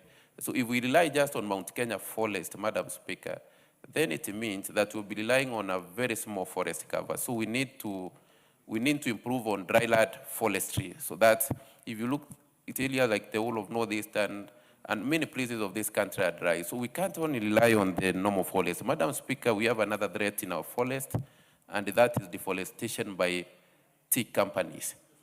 Tea companies take so much of our forest cover. If you go in our place, lorries every day culling trees for burners to process tea. I hope the tea industry can get another formula instead of deforestation because they really require too much timber, and I don't see the tea companies planting trees as a CSR. So, Madam Speaker, that's a major challenge we have in our forest, and secondly, in our place, it's charcoal burning, like in the lower part of the Tharaka Nithi. That's something that really needs to be added. Now that the county government is getting powers over these forests, that's a matter that the county government needs to handle very seriously, Madam Speaker. Most of the times, the biggest challenge of our forests, the biggest enemy is still the officers of KFS, because in like our place, you can't get to Mount Kenya Forest and cut trees unless through assistance of the Kenya Forest Services officers. So the ministry needs to be very careful because the enemy is within. Those who are doing logging for charcoal burning, they are being assisted by KFS offices. So it's something that really needs to be taken as a serious matter, and the ministry needs to handle their own officers because their own officers have, instead of taking care of the forest, they have become the greatest threat to forest cover in this country. Madam Speaker, also, as we have an academy, we need a lot of research in this country so that we can know which trees does well where. I've seen many county governments planting trees along the road, but like I saw Melu, I saw Laikipia, but if you see the kind of trees they are planting, you can tell that these are not trees that will do well in that place. So we need a lot of research through that, the proposed academy, so that people, even as people plant trees, you know which kind of trees you are planting where, Madam Speaker, so that we can have the whole country improving on the forest cover. Madam Speaker, even as we give more powers to the county government on matters forest, it's something that we should do so with a bit of caution, because we all know what happens in county government and we all know what they're able to do and what they can do. So we might give so much power and then finally we find like we made a mistake. Madam Speaker, this is a good bill. The forest cover of a country can determine the economy of a country, because with no lands, even if we do so many things, the economy cannot grow. So this is a very important bill, Madam Speaker. And I'm also urging that we start issues of tree planting from children at an early age. I've tried using primary school children in tree planting, and I found they are very effective in tree planting. So that's something that we really need to take as a country, that we train our children from the word go, that forest cover is life and trees are life. Madam Speaker, I support. Member for Magarini. Thank you, Madam Speaker. I raise on a point of order pursuant to Standing Order number 96. I beg to move that the debate be now adjourned to a later date. Thank you, Madam Speaker.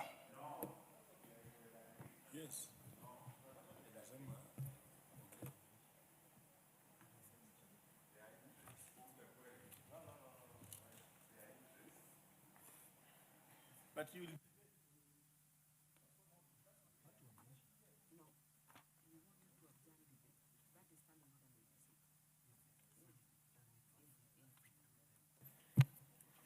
Yes, honorable members, Standing Order 96 is on adjournment of debate. So it is assented to. So this debate shall continue in the next appointed time. But for now, we will put it at rest at this point. Next order. Order number 10, motion.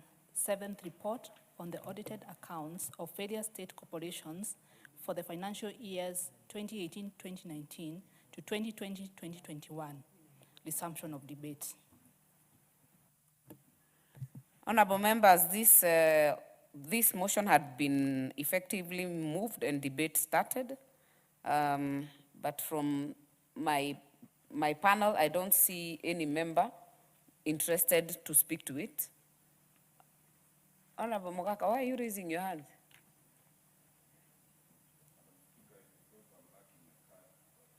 Where is your card, honorable member? You have the microphone next to you. Yes, I'll ask my next of kin where my card is. Yes. But I have to confess I don't have it. That is okay. Are you intending to speak to this? Yes, if you permit. Please do. Yes. Thank you, Madam Speaker. I sit in the Decentralized Funds Accounts Committee. I need protection from Honorable Wamboka. Wamboka. Honorable Mogaka, we are on order number 10. Yes. Led by the Public Investments Committee on Governance and Education. I stand myself down because I'm harassed by Honorable Wamboka. I was declaring the You stand yourself down because you are speaking to the wrong order, but it is well noted. Honorable members, there being no more interest on this matter, I will call the chairperson, Public Investments Committee on Governance and Education, to reply. Thank you, Honorable Speaker. I want to take this opportunity to thank all the members that contributed on this motion, without which we will not be here, Honorable Speaker. I also want to take this opportunity to thank members of my committee, led by myself, Vice Chair, the Clerk, Secretariat, led by Lead Clerk, Madam Ruth. I want to take this opportunity to thank the Speaker of the National Assembly and the Clerk of the National Assembly, Mr. Njoroge, for facilitating and making sure that we do our work of the committees. Indeed, Honorable Speaker, it is incumbent on all public officers to spend resources in a manner as stipulated in the law. And Honorable Speaker, to audit committees of this House, Honorable Speaker, have a big task to ensure that public resources are spent well, Honorable Speaker. We are not only watchdogs, Honorable Speaker, but we are dogs that have teeth and we bite where necessary, Honorable Speaker, to ensure that public officers spend finances of the public prudently, Honorable Speaker. It is not easy to do this work, Honorable Speaker. I will take one example of National Cohesion and Integration Commission, Honorable Speaker. We need to relook at the law, Honorable Speaker, especially on our commissions, because most of these commissioners are actually executive in nature. And most of them, Honorable Speaker, would want to find any flimsy excuse to avoid audit, Honorable Speaker.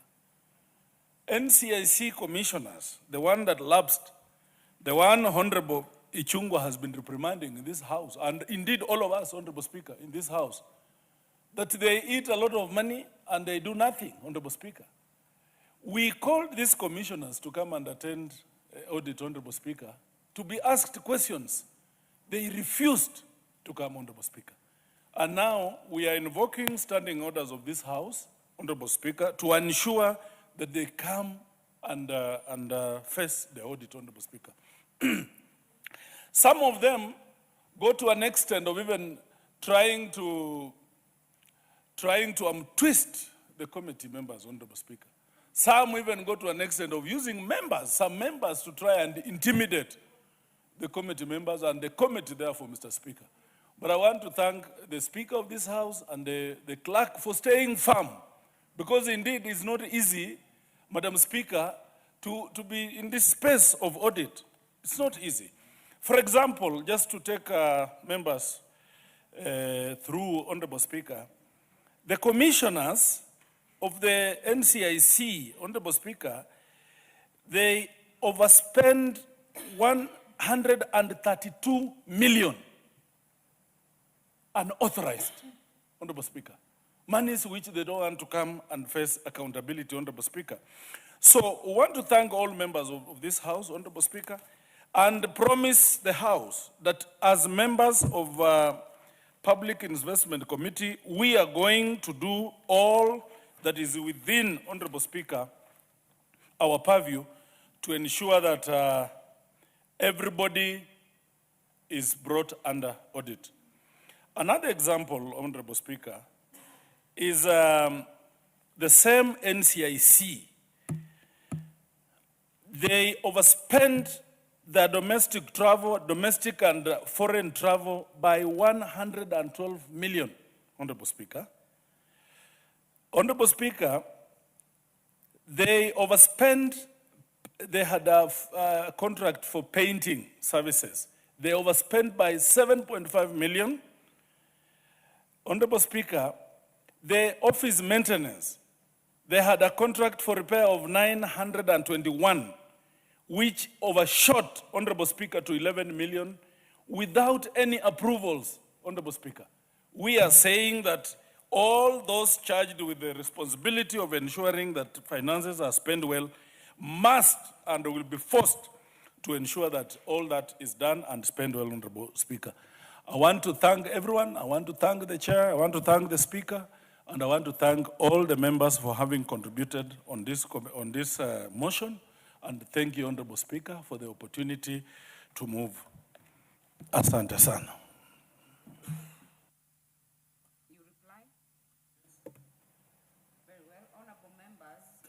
I shall defer the putting of question on this. Next order. Order number 11, motion, inquiry into the pricing of tea in Kenya.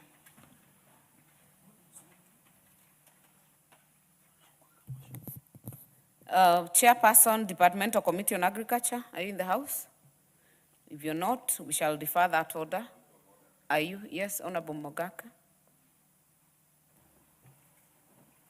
Madam Speaker, Order 11 is a very critical order, particularly for the tea growing areas of this country. I want to inquire from you, Madam Speaker, whether House leadership is taking the tea growers in this country seriously when an order of this nature has to be stood down for lack of a chair or anybody to move. I do consider this a slap on the face of the tea farmers. I come from the tea growing areas Honorable of this Mogaka, country. kindly do not debate. Do not debate, because Honorable Mogaka, you yourself, you just walked into this house less than 30 minutes ago, and I'm sitting right here. So I said that to be fair to the honorable member. But the Speaker has already directed on the order, and it shall be scheduled by the House Business Committee. Next order. Order number 12, motion, sixth report on the audited accounts for the stores and services fund and the Occupational Safety and Health Fund for the financial years 2020, 2021, and 2021, 2022. Chairperson, Special Funds Accounts Committee, Honorable Kivas, you're the one moving. Yes, Madam Speaker. You have the floor. Thank you, Madam Speaker. Honorable Speaker, I beg to move that this House adopts the sixth report of the Special Fund Accounts Committee on its consideration of the report of the audited financial statements for the Stores and Services Fund for the financial years 2021, 2020/2021 and 2021/2022, and the Occupational Safety and Health Fund for the financial years 2020/2021 and 2021/2022, laid on the table of the House on Thursday, 7 December 2023. Honorable Speaker, in examining the audited accounts for the Stores and Services Fund and Occupational Safety and Health Fund, the committee received oral and written submissions from the Principal Secretary, State Department for Public Works, as well as the Principal Secretary, State Department for Labor and Social Protection, to consider the audited financial statements for the Stores and Services Fund and Occupational Safety and Health Fund, respectively, for the financial years 2020/2021 to 2021/2022. The submissions formed the basis of the committee's observations, findings, and recommendations. Honorable Speaker, in preparing this report, the committee relied on the constitutional and legal provisions of Public Finance Management Act 2012 and other enabling legislations as a basis for inviting the accounting officers of the Stores and Services Fund and Occupational Safety and Health Fund to respond to issues raised by the Auditor General, to come up with general recommendations geared towards effective management and operations of the funds, as well as improved accountability and financial reporting. Honorable Speaker, following the examination of the audited reports, the committee made the following 4 general observations and recommendations, which apply across the 2 financial years for both funds. First observation on lack of underlying records and approved budget. The Stores and Services Fund did not provide for audit review the underlying records used to prepare the financial statements by way of approved budget and trial balance. In addition, the financial statements presented for audit did not include the statement of comparison of budget and actual amounts, contrary to the reporting template issued by the Public Sector Accounting Standards Board. The committee therefore recommends that the Auditor General to receive, verify, and confirm whether the statement of comparison of budget and actual amounts are included in the financial statements in compliance with the requirements of the Public Sector Accounting Standards Board guidelines during the audit for the financial year 2022/2023. The accounting officer also to ensure the timely submission of accounting documentation required for audit verification during the audit as per the provisions of Section 6G(I) and Section 2H of the Public Finance Management Act 2012 and Regulation 31, subsection 2 of Public Finance Management National Government Regulations 2015. As well, the accounting officer to ensure that all applicable accounting and financial controls, systems, standards, laws, and procedures are followed in the preparation of the financial statements in compliance with the Public Finance Management Act 2012 and the standards prescribed by the Public Sector Accounting Standards Board, as per the Regulation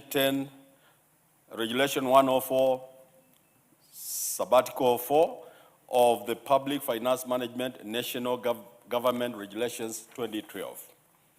Second observation on unsupported inventories balance. The committee observed that the inventory balance of Kenya shillings 197,048,168 on the Stores and Services Fund remained the same over the years. However, no supporting documents were provided for audit, including stock take schedules for the inventories balance and stock ledgers. The committee therefore recommends that within 3 months upon adoption of this report, the accounting officer to provide the stock take schedules for the inventory balance as well as stock ledgers to the Auditors General for audit verification. The accounting officer to ensure there are proper control systems to eliminate theft, losses, wastage, and misuse of the fund's assets in compliance with Regulation 139 of the PFM National Government Regulations 2012. Third observation is on irregular issue of multiple interests.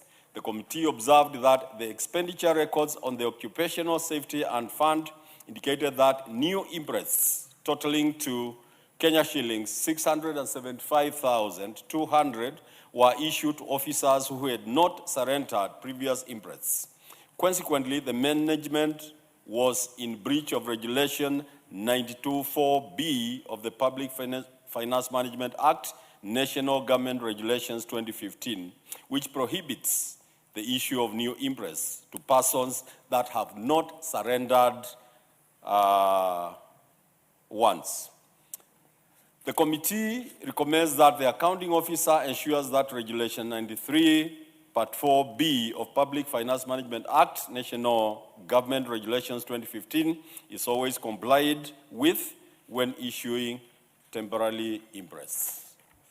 Finally, on ineffective audit committee observation, the committee observed that the Stores and Services Fund records revealed that the audit committee of the State Department for Public Works met only twice during the year under review.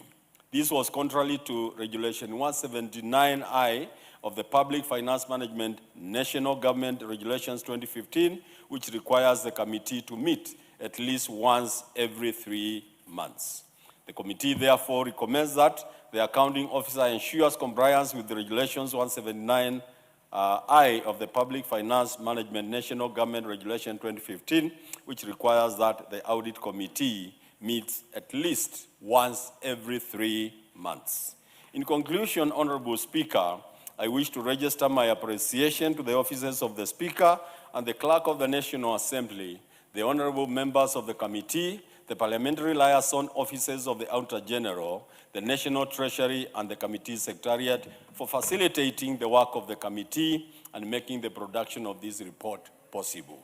Honorable Speaker, I beg to move and now request Honorable Eva Obara, member of Kabondo Kaspul, to second this motion.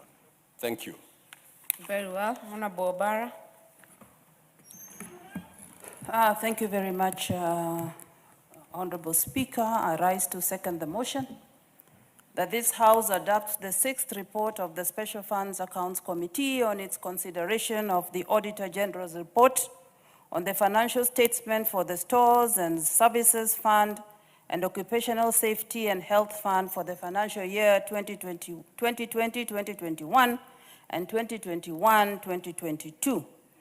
Honorable Speaker, upon the audited financial statements of the Stores and Services and the Occupational Safety and Health Fund for the financial year 2020 and 2021 and 2021-2022, the committee made specific observations and recommendations to each audit query as contained in the report. Honorable Speaker, the Stores and Services Fund plays a significant role in supporting government supply operations through provisions of stores, goods, and related services to the public institutions. Further, the Occupational Safety and Health Fund plays an equally important role in promoting safe workplaces, enforcing occupational safety and standards, and supporting labor welfare programs.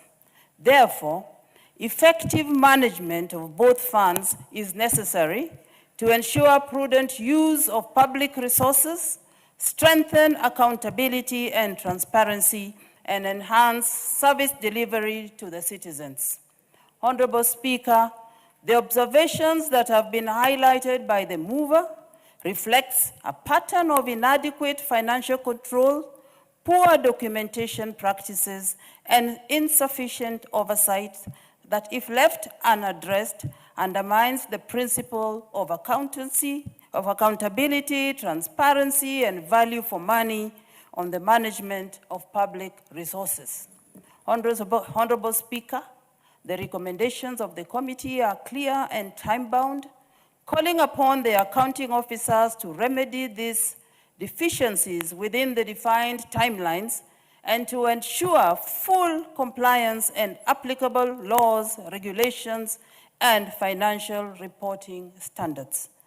Honorable Speaker, therefore, I second the motion and urge all honorable members to adopt the committee's report. Thank you. Very well. Honorable members, I therefore propose the question that this House adopts the sixth report of the Special Funds Accounts Committee on its consideration of the report of the audited financial statements for the Stores and Services Fund for the financial years 2020-2021 and 2021-2022, and the Occupational Safety and Health Fund for the financial years 2020-2021 and 2021-2022, laid on the table of the House on Thursday, 7th December 2023. Honorable Ngusia. Thank you, Madam Speaker, for this opportunity again. Just to add a few remarks. Madam Speaker, I sit in Special Funds Committee, and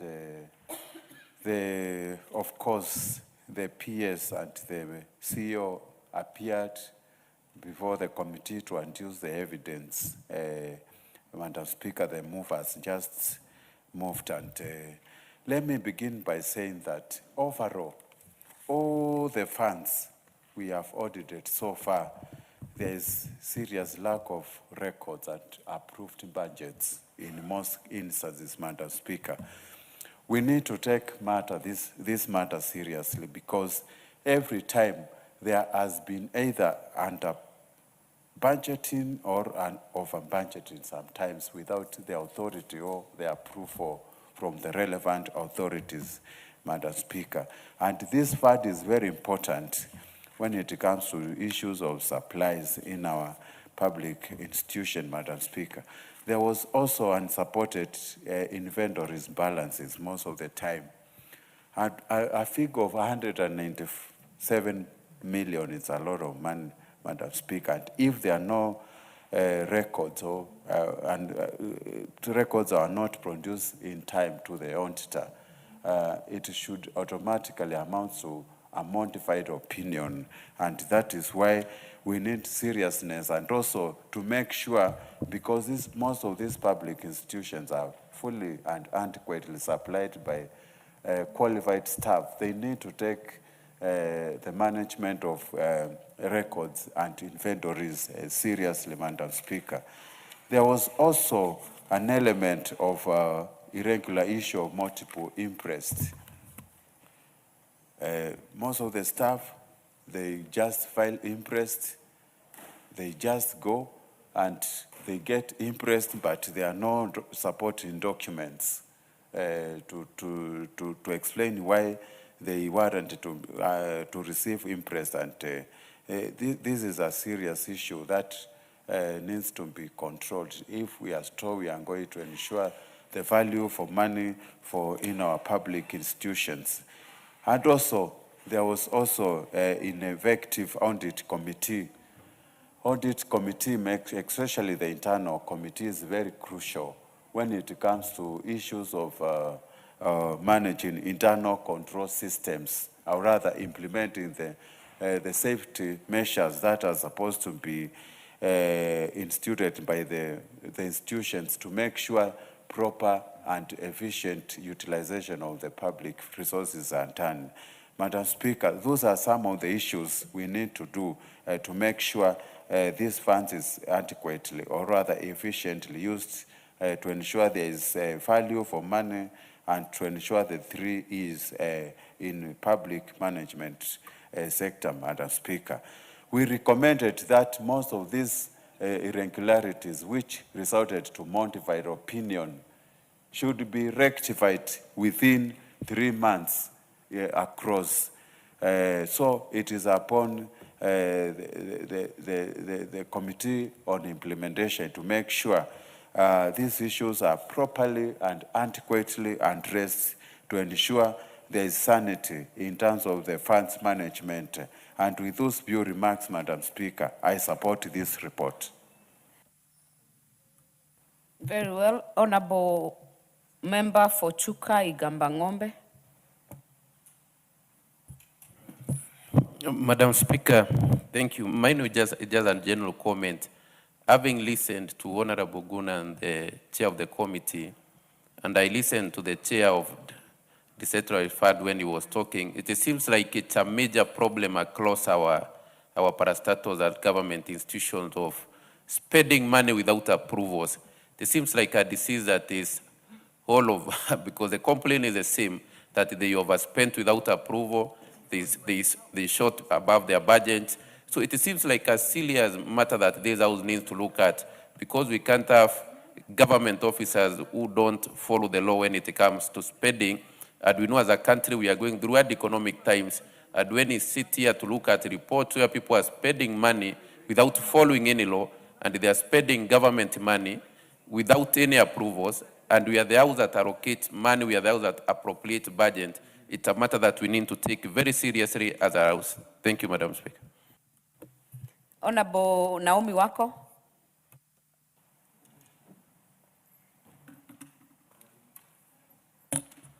Thank you, Honorable Speaker, for giving me this opportunity to support this motion, which is very important.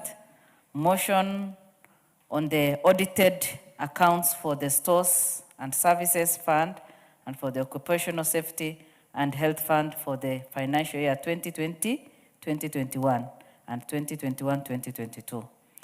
Honorable Speaker, we have received several reports in this House, but looking at the report and the time, the duration, this has captured just about two years, which is not too bad.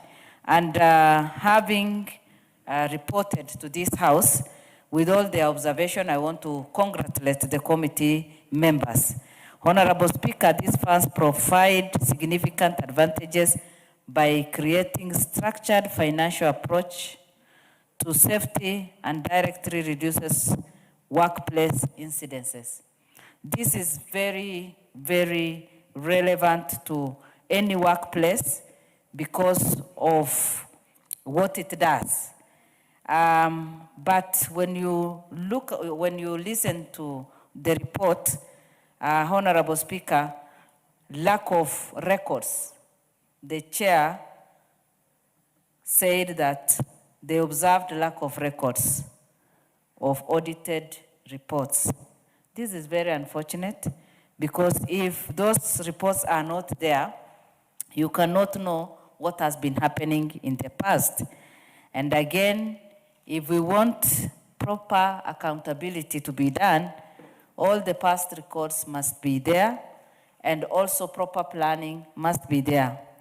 That also shows that there is the gap of accountability and proper stewardship. Honorable Speaker, these funds belong to the citizens, and we must take care of these funds. And so in their recommendation, we must have the right people in the offices so that they can do their reports, they can be accountable for any gap, and also provide the reports and submit the reports on time. Honorable Speaker, with those few remarks, I support and congratulate the committee. Thank you. Honorable Manyo, are you on this one? Because I don't see you on my screen. You had indicated you are waiting for it. Yes, thank you, Madam Speaker. I am a member of this committee, and we had a few observations to make that are very critical to the running of our public institutions. Delays in payment of interests. Many of the public offices, according to the auditor's recommendations, they delay to submit their accounts report, and when asked why, they seem to not even have receipts or documents that are needed, and they ask for more time. Our questions were, why should anybody purchase anything, even if it's petty things? We have petty cash to be spent, yes, but you always record somewhere and you always demand for receipts. This is not money from an individual's pocket. It is public funds.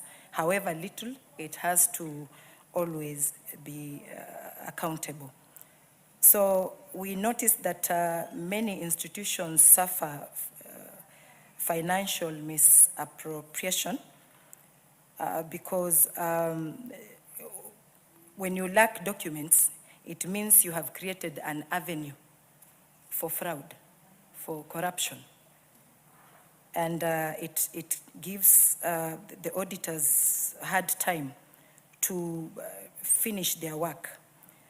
And then this also, we noticed that if money is delayed to be released, the exchequer is delayed to be released from the treasury, it stalls operation. Most of the projects, especially in the counties, are not being done. They are stalling because of delays of releasing of these funds, especially healthcare. And that is why we see every time doctors, nurses on strike, and essential things like water. Pending bills, we were concerned if every institution has a budget, you tick the boxes as you buy what you have already budgeted for. Why do we have pending bills if we budget? Why do we even budget then? So delayed surrender and mismanagement was also an observation when the auditor was giving us the report, and it is increasing the burden, especially in the counties. So it is very hard even for the governors to run anything because they inherit a lot of this baggage, the pending bills. So we recommended actually that the accountants in these public offices must be put on spot, especially those who keep lacking essential documents. Thank you, Madam Speaker. Honorable members, I do not seem to have more requests on this, so I will call on the member for Mboni to reply. Thank you, Madam Speaker. Thank you for the members who have already supported the bill and made comments. We have listened to the comments, and Madam Speaker, I'll say the committee has about 104 special funds that we have been looking at, some having audit reports from 2013 all through to about 2024. And we have realized common mistakes across the funds. One notorious one is lack of presentation of documents required for the financial statements. This has led to the committee thinking about the expertise employed by the funds. And we have made the recommendations to ensure the required documents by the auditors are submitted within the stated times so that reports can be made for us to be able to cross-examine fully and look for value for money which has been appropriated and given to these funds. Madam Speaker, it's the hope of the committee that the recommendations that we have already presented are going to be escalated through the implementation committee and applied so that the other funds which are going to bring forward their audit reports, those mistakes are not reported. And with that, Madam Speaker, I beg to reply. Very well. We shall defer the putting of question on this motion. Next order. Order number 13, motion, 10th report on the audited accounts of the National Government Constituencies Development Fund for the financial years 2016-2017 to 2021-2022. Chairperson, decentralized funds. Honorable Muthoni, are you rising on this? Are you the one to move? Are you the one moving? Yes, yes, Honorable Speaker. Go ahead. Honorable Speaker, I wish to move the motion on the 10th report of the Decentralized Accounts Committee, Honorable Speaker. Honorable Speaker, that this House adopts the 10th report of the Decentralized Funds Accounts Committee on its examination of the audited accounts of the National Government Constituency Development Fund for the financial years 2016-2017 to 2021-2022, laid on the table of the House on Tuesday, 2nd December 2025. Honorable Speaker, the report entails the constituencies of Rari, Rurambi, Embakasi Central, Kilifi North, and Muvita constituencies for the financial years 2017, 2018, 2019, 2019, 2020, 2020, 2021, and 2021, 2022. Honorable Speaker, the committee examined a total number of, out of the 30 reports of the audited general spanning from all those years, Honorable Speaker, and the committee made recommendations and observations. Honorable Speaker, allow me to highlight some of the key observations and findings made by the committee on success projects implemented by the constituencies examined. In Rari constituency, Honorable Speaker, the fund supported the construction and renovation of classrooms, security innovations, and ICT hubs. In Rurambi constituency, the fund undertook various education and infrastructure projects.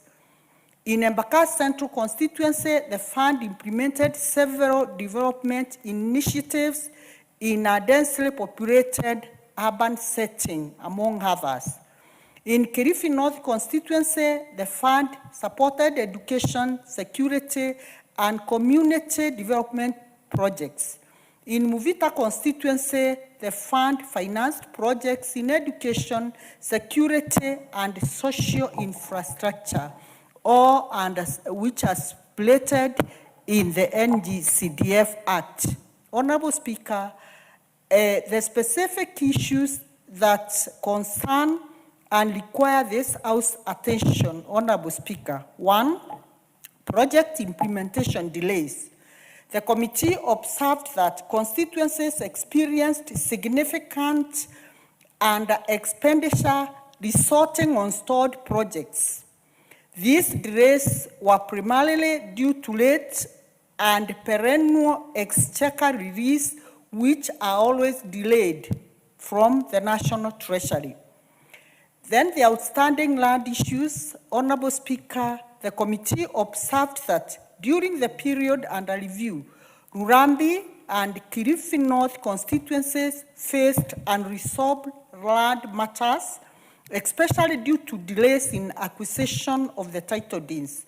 The committee therefore recommended that the accounting officers of the board should, upon receipt of the progress, report matters relating to land ownership, follow up with the relevant ministry, and ensure that the constituencies acquire ownership documents, those that are queried. The procurement challenges, the committee observed that there were various procurement challenges faced by several fund managers. The committee recommended that the board, in consultation with the Public Procurement Regulatory Authority, should at all times conduct continuous capacity building to all fund account managers to enhance compliance with the Public Procurement and Asset Disposal Act, Cap 412C, and its regulations. Honorable Speaker, the NGCDF remains a cornerstone of grassroots development in this country.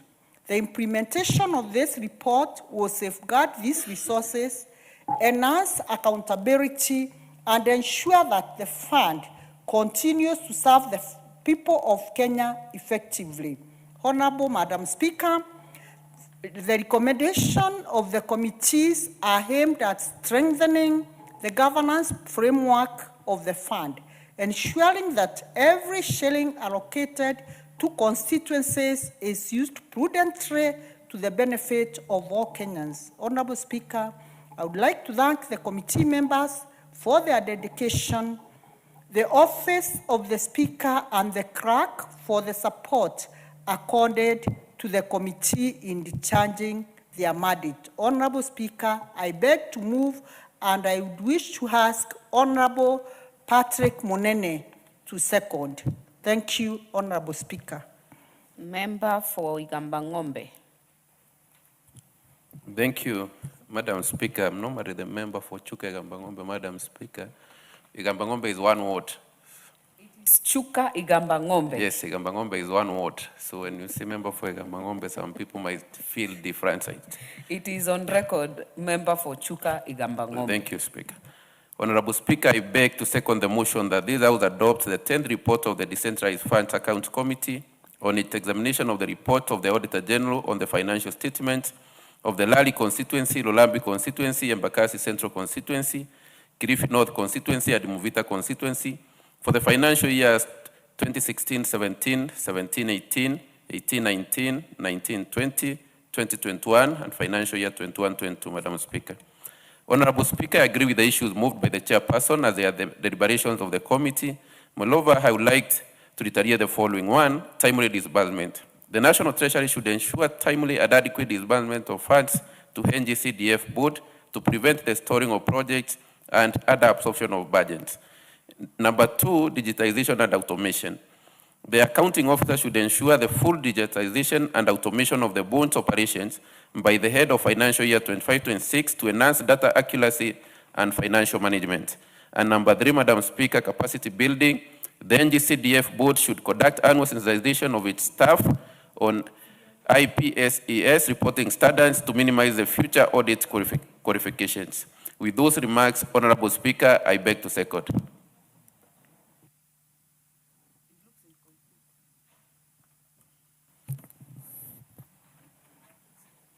Very well, honorable members, I propose the question that this House adopts the 10th report of the Decentralized Funds Accounts Committee on its consideration of the audited accounts of the National Government Constituencies Development Fund for the financial years 2016-2017 to 2021-2022, laid on the table of the House on Tuesday, 2nd December 2025. Honorable Member for Marsabit. Thank you, Honorable Speaker. I stand to support this motion and also congratulate the committee for tabling this very impressive report. And as I also congratulate all the honorable members because it has clearly, the report has clearly shown that we are accountable and that members of parliament are working very hard and using the funds that have been given to us in a prudent manner. Honorable Speaker, as Honorable Catherine was giving her report, she clearly talked about the success projects. You said Honorable Muthoni. Muthoni, yes, Muthoni. Yes, it is Dorothy. Dorothy Muthoni, Yes. yeah. Honorable, sorry, Mheshimiwa, a good friend of mine, Honorable Muthoni, she clearly indicated and told us about the success stories, which has the capacity to transform this community or our country at large. We have, through NGCDF, the committee has reported on development initiatives that has taken place, support towards education, the many bursaries, the bursaries that we have given to the orphans and the needy children in different communities. Again, the security infrastructure or security or social infrastructure that members of parliament have done in their constituencies. Honorable Speaker, if these funds can be availed on time, then I'm sure great work can be done. Under the challenges again, Honorable Modoni spoke about the installed projects, the delayed exchequer, which is causing the delay of projects that are taking place in different places. Again, the challenges that the project managers are facing under procurement. Honorable Speaker, if the exchequer issue can be solved, then honorable members can be able to prudently use the funds on time and give service to the people who elected us. Billions and billions of money go to the counties, but today, many counties cannot account for those billions. But with NGCDF, there's proper accountability and reports are tabled on time and also audited. I would just want to encourage every member to continue doing what we are doing and continue with the same spirit, because I know some members will progress to be governors. Let us continue with that attitude and passion of serving our people so that we can transform their lives in terms of infrastructure, in terms of education, in terms of development. Let us focus and use the money that is or has been placed in our hands so that we can be good stewards. I also agree with all the recommendations that the committee has given and thank the committee members. Thank also Honorable Modoni. Thank you. Very well. Honorable Mogaka.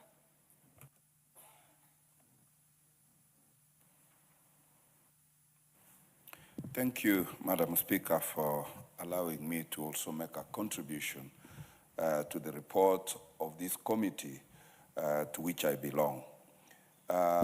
Truth be told, Madam Speaker, the most powerful development model for Africa is the NGCDF, because we would not be having schools today if it were not for NGCDF.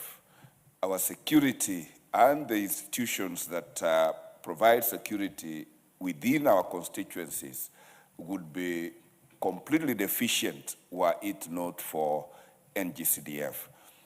I want to thank my committee, particularly allow me, Madam Speaker, to celebrate the chairman of the Decentralized Funds Committee, Architect Dr.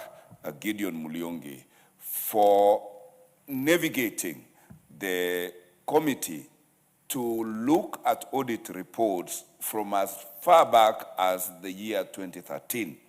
And I've seen that committee burn midnight oil to look at audit reports until we are almost current. If I were in a position to recommend a chair of the Decentralized Funds Committee, he truly deserves a head of state commendation.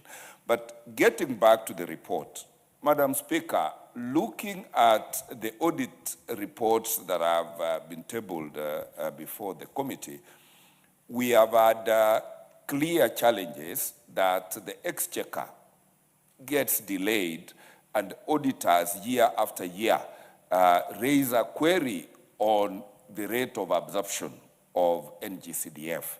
Now that Brother Mbadi is at the Treasury, I want to take this opportunity to beseech him to ensure that if there is a fund that must be released timelessly, that fund should be the NGCDF. Because if it were not released in good time, children who are supposed to report to school will find themselves grounded for lack of bursary.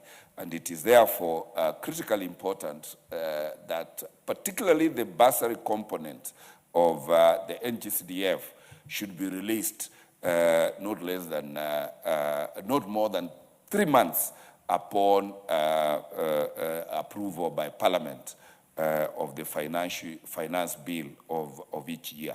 Madam Speaker, I am particularly disturbed that in certain constituencies, fund managers have not been extremely proactive and owned and taken their positions seriously, so much so that time after time, we find certain constituencies being profiled as having misallocated funds, as having not accounted to the auditors. May I take this opportunity, Madam Speaker, to urge the board of NGCDF to inculcate discipline on their fund managers, that whenever an audit is conducted, all the documents sought by the Auditor General should be provided at the time of the audit. It sometimes annoys when fund managers fail to deliver those documents and only come to do so when they are appearing before the committee. Madam Speaker, I will not sit before I celebrate the project management committees of various projects that have been undertaken successfully by NGCDF. If it were not for these project management committees that clearly focus on applying the funds to where they are supposed to be, we would be ending up in pilferage. I do remember a case in point in Bonchari where project money was withdrawn in cash on the authority of the fund manager. And this house must come and weigh in on rogue fund managers who, rather than apply the money to the projects that are approved, divert that money and end up embarrassing the constituency. It is very painful that whenever that happens, it is the area member of parliament that is profiled, that is bastardized, yet a member of parliament has no role to play in the management of the project money. Madam Speaker, I want to thank this committee and celebrate Honorable Mudhoni for moving the motion on behalf of my committee, and I beg to support. Very well. Member for Baringo.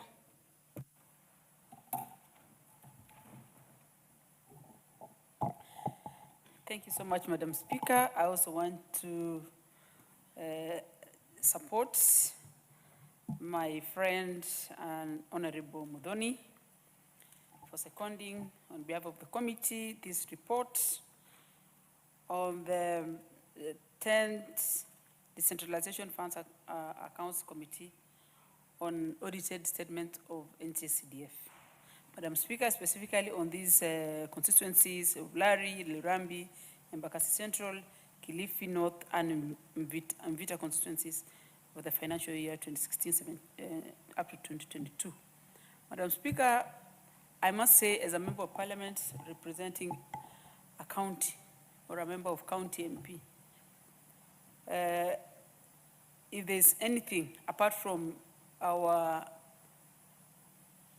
constitutional mandate of oversighting, representing, and legislating, CDF has come in handy to support the work of a member of parliament. And I want to congratulate members of parliament that have shown that these funds meant a lot when specifically engaging the citizens and delivering with the assistance of the fund managers.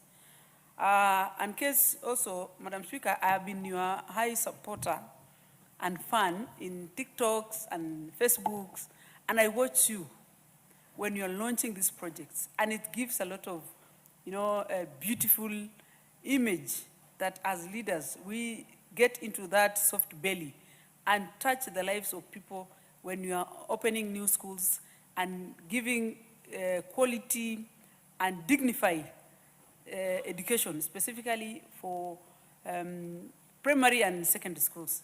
As we all know, education is an equalizer, that all of us, in one way or another, it is education that made us be able to interact in the world today. Madam Speaker, and that way, I will also join my colleagues to ask the Treasury, and under the guidance of CS Mbadi, who is a very good champion of the same, to be timely disbursing CDF funds so that they enable members of parliament to do their work seamlessly along the budget of the year and the calendar of the year. Also, looking at the county, because I have the mirror of the county because I'm a county MP, and I must say, if there are projects that are easily visible, Madam Speaker, it is projects that are funded and built under CDF. You can also easily, because building offices like chief's offices, police stations, doing cabros in even schools or centers, and enabling the society to have dignified, using their own money, that is the coffers. It gives a lot of respect and give me, as a member of parliament, the joy that even going forward, we need to probably restructure the budget of this country, considering our constitution is quite expensive, Madam Speaker, so that we know where development lies. If it is governorship, and many times you realize there is always that tag of pull and push when it is governor roles and the national roles, and that is where members of parliament come in. And also NGCDF comes in handy all the time. And I want to say, allowing digitization and also sensitizing the people, getting these funds to be bottom up, enabling the people, the consumers of their services that are provided through CDF, to be aware that these are projects that are enabled through coffers that they also contribute to the national coffers, that is their taxes, and be able to help managers through members of parliament because of CDF to deliver this thing seamlessly with their expectation. Madam Speaker, I also want to say I look forward to a more addition, if possible, for NGCDF. If you look at it, Madam Speaker, I get, for me, 40 million for the whole county, for NGAF fund, and I have 17,000 square kilometers. As much as I am a very hardworking member of parliament, this might not be very visible. And my honorable member, Madam Chief Whip, is also having the same challenge because the area is even bigger, actually the biggest in the whole country. If we enhance CDF more and give it more roles, apart from these few infrastructures that they do or the projects, we will be able to have it have proper and good impact. And we will be able to build the society, because constituencies are almost the nearest to the people. And every time I watch you, Madam Speaker, when you are launching schools, when you're opening those projects, I could see you dancing with the local mamas in the village. I could see you interacting with the chiefs. I could see you interacting with the teachers. That means constituencies are almost the best with the support of county assemblies. This is one of the best funds that can be enhanced. I will be encouraging probably a motion or a bill that can enhance CDF to go up to 500 to 1 billion in the future, so that we are able to do proper projects that are able to create proper and good impact to the people of Kenya. Thank you, Madam Speaker. Very well. Honorable members, I do not seem to see more interest on this. I will ask the mover to reply.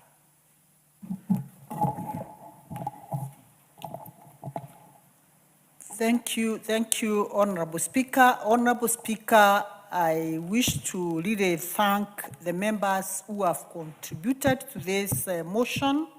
Honorable Speaker, the Deputy Whip, Madam Naomi Wako, who has strongly echoed the views of the committee, and Honorable Speaker, stating very clearly that this is a very, very impactful fund in our communities. Honorable Speaker, wish to thank Honorable Stephen Mogaka, who has also emphasized, being a member of the committee, on the role and the importance of this particular fund. And Honorable Speaker, the sentiments of Honorable Jamatia, the Baringo County Woman Representative, who has even given us an opener that how she wishes that this fund is even increased because it is the most visible fund in our communities. Honorable Speaker, I also want to thank the seconder of this motion, Honorable Patrick Monene Twega of Chuka Igambangombe, who has strongly stated the importance of this particular fund. Honorable Madam Speaker, I wish to say NGC, the National Government Constituency Development Fund, is and remains the most impactful fund in Kenya today, Honorable Madam Speaker, and without any tone of doubt, Honorable Madam Speaker, it is visible,